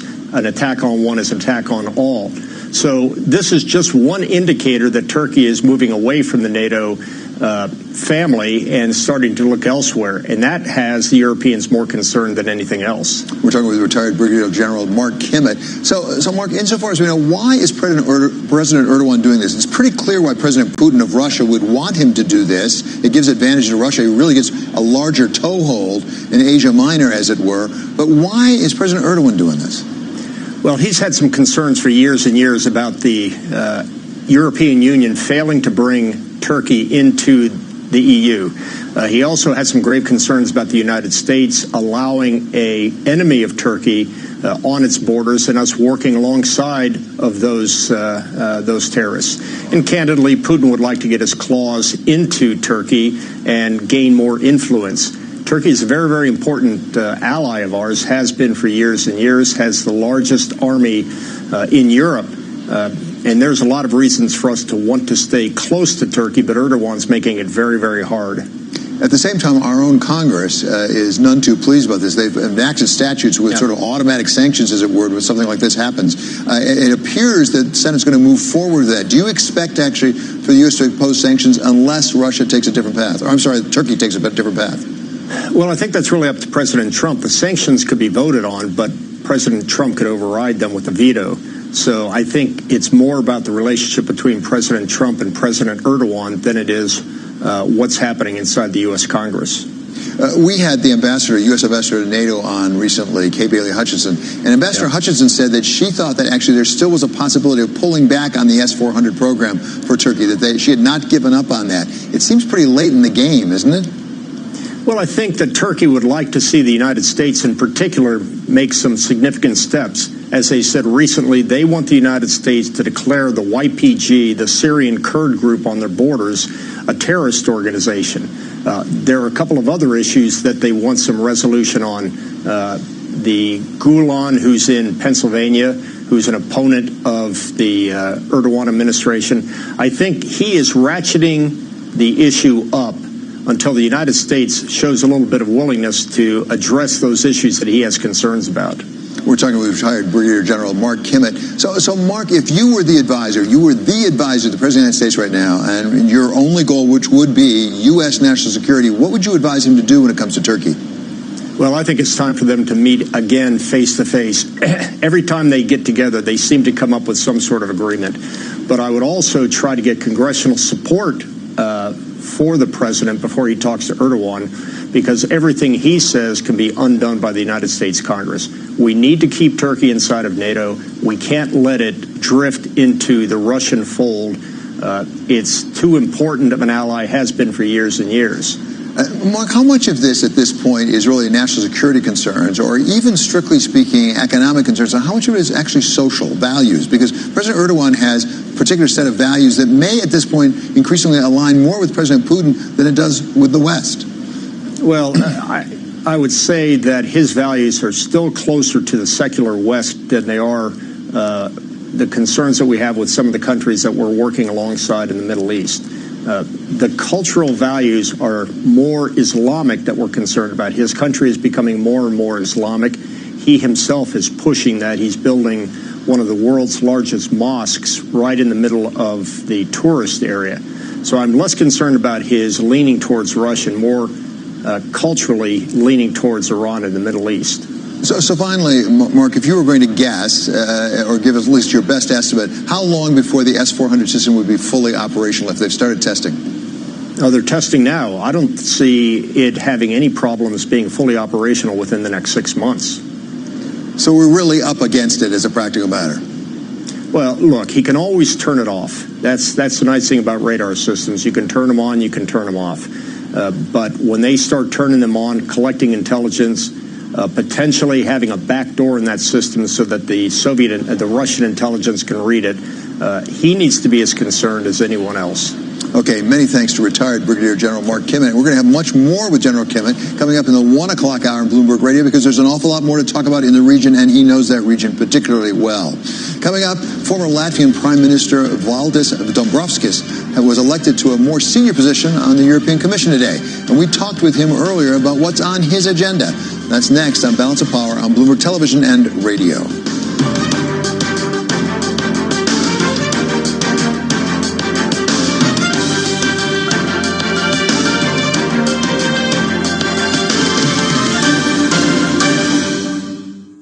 tickets. From the business. 1 in 10 Londoners surveyed said they'll give more to charity in the next 12 months. Are you one of them? At CAF, we help generous people like you support their favourite charities by making giving simple. And we provide charities with the tools they need to perform at their best. So together, we can make a bigger difference for our communities. We're a charity and a champion for better giving. We are CAF, and we make giving count. Visit cafonline.org to find out more. EasyJet fly to a wide range of ski destinations from London. So whether you want to go all out on a classic Alps experience or fancy something a little more low-key, it's smoother than ever, and you'll be there before you know it. Book now at easyjet.com. 'Tis the season to be hunched over your laptop. Not on our watch. In real life, you can fill your senses and your baskets. Feel all the sights, sounds, lols, and OMGs. Wear laughing emojis on actual smiley faces. Battery is running low. Take the kids to Santa's Grotto. In real life, you can find just the right present using the most advanced search engine in the world. Your eyes. We heart in real life. Brent Cross, London. Free parking for all sleighs and cars. There is simply nothing else like it. Giraffe strut, bird swoop, gazelles leap. And as the music soars, the entire Serengeti comes to life around you. This is Disney's The Lion King. Experience it at London's Lyceum Theatre. Visit thelionking.co.uk. At Lidl, we're big on those little reasons to be jolly. Like our delicious Favorina all-butter mini Stollen bites for just $1.99. And 6 deluxe mince pies for just $1.35. Big on a Christmas you can believe in. Now that's big on quality and always Lidl on price. Subject to availability, selected stores excludes an eye. It's hard to enjoy your daily yoga routine when your mind is on your next VAT return and how to avoid the usual mistakes. But with QuickBooks, the new VAT Smart Scan technology does the work for you. As the deadline approaches, it checks for duplicates, looks for anomalies, and reviews VAT codes. So your biggest struggle is touching your forehead with your ankle. Search for QuickBooks, perfect for making tax digital. QuickBooks, backing you. Join us for the perfume shop's biggest Black Friday ever, with huge savings like Jimmy Choo Flash EDP 60ml, only £19.99, save £26. Plus buy 2 and get 20% off the second item. Offer ends 1st of December, savings off RRP while stocks last, exclusions apply. For T's and C's, visit us in-store or online at theperfumeshop.com. With the new Halifax Family Boost mortgage, children can get help to buy their first home, and mum and dad earn interest on their savings. Everyone's a winner. The new Halifax Family Boost mortgage. Halifax makes it happen. Your home and savings could be at risk if mortgage repayments are not maintained. Only available in England and Wales. One applicant must hold a Halifax Reward or Ultimate Reward current account. Conditions and exclusions apply. Dreaming of prepping that perfect Thanksgiving feast? Let tune in, lend a hand with our collection of cooking podcasts, like the Bon Appetit Foodcast. All right, guys, we have 10 minutes to discuss your expertly spiced and glazed roast turkey. It starts and now. Good food. So welcome to Good Food. Oh, thank you for having me. So how many years have you been hosting your own? It varies from year to year and by my own. Search Thanksgiving on TuneIn to take your turkey day table to the next level. Thanksgiving is all about traditions like turkey, cranberry sauce, and bickering about politics with your relatives. If the dinner table gets to be too much, escape for a bit and pop in your earbuds to listen to the excitement of the NFL on TuneIn. We've got live play-by-play of every football game, so you can listen to epic touchdowns instead of your Uncle Harold. Elliott picks his way into the end zone for the leading touchdown. Live NFL when it matters the most. Hear it all season long on TuneIn. This is not a commercial. This is a reminder. With TuneIn Premium, you could be listening to more music commercial-free. Get over 45 commercial-free music stations. Visit tunein.com/premium to upgrade. Hey, NFL fan, can't watch the game? Can't be there? No biggie. With your TuneIn Premium membership, you already have an all-access pass to every team and every game in the league. Amazing, right? Steps up, floats it towards at the goal line. It's intercepted. Listen live as the action unfolds, or on demand when you can. Anytime, anywhere, all season long. Right side, it is caught. It is in for the right side for the touchdown. Search NFL today. Aiming to unlock up to 1 trillion euros of investment over the next decade, and will also be setting the right regulatory framework for private finances. So we'll be working on our next Sustainable Finance Action Plan. So your question on providing some support for bank lending to green and sustainable goals like green mortgages will be part of that discussion. Indeed, this is one of the questions which are currently putting for the preparation of the next Sustainable Finance Action Plan. As you suggest, Mr. Commissioner, this green initiative will require a fair amount of investment, infrastructure investment, various sorts of investment in Europe. Will that take the place of fiscal stimulus? Will that provide the fiscal stimulus that may be needed for European growth as an economy overall? Well, actually, we will need both public and private investment. So we are looking at what can be done, say, at the EU budget level, and we are proposing that there will be mainstreaming of EU budget, that 25% of the next EU budget, multi-annual EU budget, should go for the sustainability goals. We'll work with member states that are applying the same sustainable budgeting principles in their member states, national member states budgets. We'll be working with European Investment Bank to ensure that by 2025 half of its lending, half of its financing is related to climate. So indeed we'll need to work both with public and private financing. As regards fiscal stimulus, of course this is a question also of a broader macroeconomic picture, so to balance with fiscal sustainability, financial stability in member states, with also providing this green fiscal stimulus. One of the things that has been talked about much, we hear right now actually from President Macron of France, is the move toward a banking union in Europe. Will you be taking that up? Is that achievable?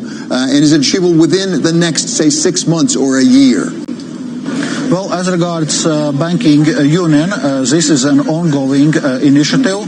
Already we have 2 out of 3 pillars of banking union up and running. We talk about single supervision and single resolution. And in the next mandate we'll be concentrating to finalize the work on the 3rd pillar of banking union, which is a European Deposit Insurance Scheme. So, and indeed banking union is going to be one of also next European Commission priorities. My interview with Valdis Dombrovskis. He is European Commission Vice President for Financial Services and the Euro. Coming up, fighting global hunger this Thanksgiving. How the push for food security is getting harder because of the climate change.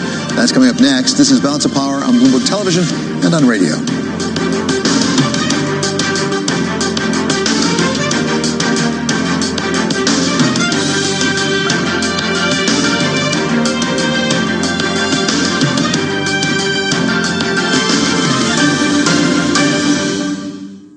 We could call it Bloomberg Awesome, but Bloomberg Best is accurate and less embarrassing to say. Analysts are raising questions about rising competition and higher costs. June Grazo and Ed Baxter. It is the first company to go public in the space tourism industry. Bloomberg Best. That was AutoNation CEO Cheryl Miller. Weekday evenings at 5 Eastern on Bloomberg Radio, the Bloomberg Business app, and BloombergRadio.com. Bloomberg, the world is listening.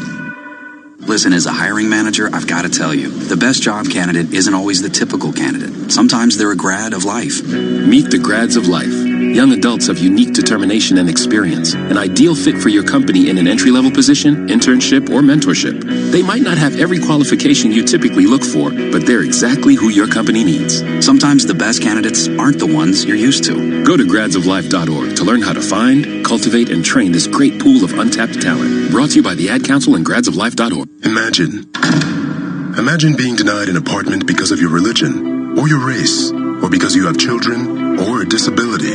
It's so wrong. Yes, but who has the power to stop this? You do. Each of us has the power. The law is on your side. It's illegal for landlords to discriminate because of race, color, religion, sex, national origin, disability, or familial status. If you suspect that you have experienced housing discrimination, file a complaint with HUD immediately so we can investigate it. Fair housing is your right. Use it. To learn more, visit HUD.gov/fairhousing. That's HUD.gov/fairhousing. Or call 1-800-669-9777. 1-800-669-9777. A public service message from HUD in partnership with the National Fair Housing Alliance.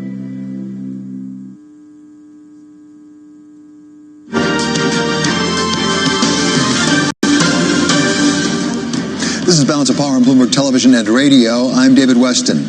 Tomorrow, Americans will sit down for Thanksgiving and share a meal with family and friends. But not everyone will be that lucky. Concern Worldwide is an international humanitarian organization that works with some of the world's most vulnerable people, including in the fight against global hunger. Welcome now the U.S. CEO of Concern Worldwide, Colleen Kelly, for today's Conversation in Chief. So welcome, Colleen. Good to have you here. Thank you very much. Let's start with the nature and the size of the problem. I mean, one of the things you've educated me about already is the World Hunger Index. What does that tell us? So we all know that the Sustainable Development Goals have been put in place with goals of number 2 of reaching zero hunger by 2030. And we had been making huge strides against that for years and years, but we've now kind of hit a plateau. And one of the things that's really starting to cause that to happen is more crisis and conflict and also climate change. How big a factor is climate change? We looked at a map, actually, and a lot of the problems seem to be in sort of sub-Saharan Africa and maybe South Asia. Correct. And, you know, it's very interesting that the people who are contributing the least to climate change are actually getting impacted the most. And that's creating huge problems, as you saw in sub-Saharan Africa. And, for example, in the Horn of Africa, over the years, the once-in-a-lifetime or once-in-a-decade huge problems are happening now every year. The droughts are getting longer, the rains are getting shorter and more violent, causing flooding. So that not only takes away people being able to plan and to be able to build their agriculture plans and harvest, all of that's getting messed up. So it's very hard for people to continue. So what that does is create problems for people and insecurity and inability to feed themselves, therefore kicking off more hunger events. And if you look at those areas on the map, they tend to be agrarian. They tend to sustain themselves through agriculture, and obviously climate change will affect them disproportionately.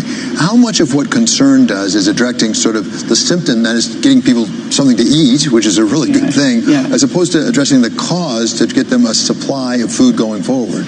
I mean, that's a great question, because obviously prevention is way cheaper than solving the problem and way easier without people dying and all of that. So we are hugely involved in not only handling the actual emergency, but working with people to learn some climate smart agriculture plans, learning how to function in this new world that is happening. How do you get your funding?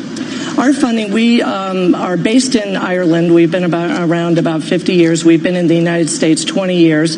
Our funding is both from governments around the world, including the U.S. government, but also foundations and corporations, and then individuals. So how do you find corporations, or how do corporations find you? Well, that's a great question, too. I actually was just part of a program at Oxford Business School addressing this problem of how corporations can find and use NGOs who are the experts on the ground and need to be on the ground. And we need corporations to help scale up the efforts in the programming that we're doing. So we're discovering that there's a big lost in translation with corporations. They want to do this. It's being pushed up from their employees, from trying to get new talent, that people are saying, are you really doing something, or do you just have a traditional grant-making machine? So we really want to connect with corporations and help them, because they're going to need the experts on the ground, especially as we move into more conflict zones harder to get places, the Central Africa republics, the Ethiopia's, Yemen, and Syria, all of those countries. When you identify corporations to work with, do they tend to come from like food and agricultural sectors specifically, or are they across the whole spectrum? That has been some of the initial corporations we've been working with. In fact, we just did a huge partnership with Archer Daniels Midland. Obviously, they are in the food business, but they really went beyond and talked to us about the kind of programs we do and how they can help and how they can get involved. They want to make it part of their communications about what they're doing, and we hope to expand the program to talk about the future of how maybe some of their technology or innovation can help do the work we do on the ground. Now, you mentioned the founding of your organization. I think it came out of Biafra, didn't it? The original crisis in Africa, Biafra. And as a practical matter, how much of it is really in less developed countries, in developing countries, as opposed to developed countries? We have food problems here in the United States as well. We have children that go to bed hungry.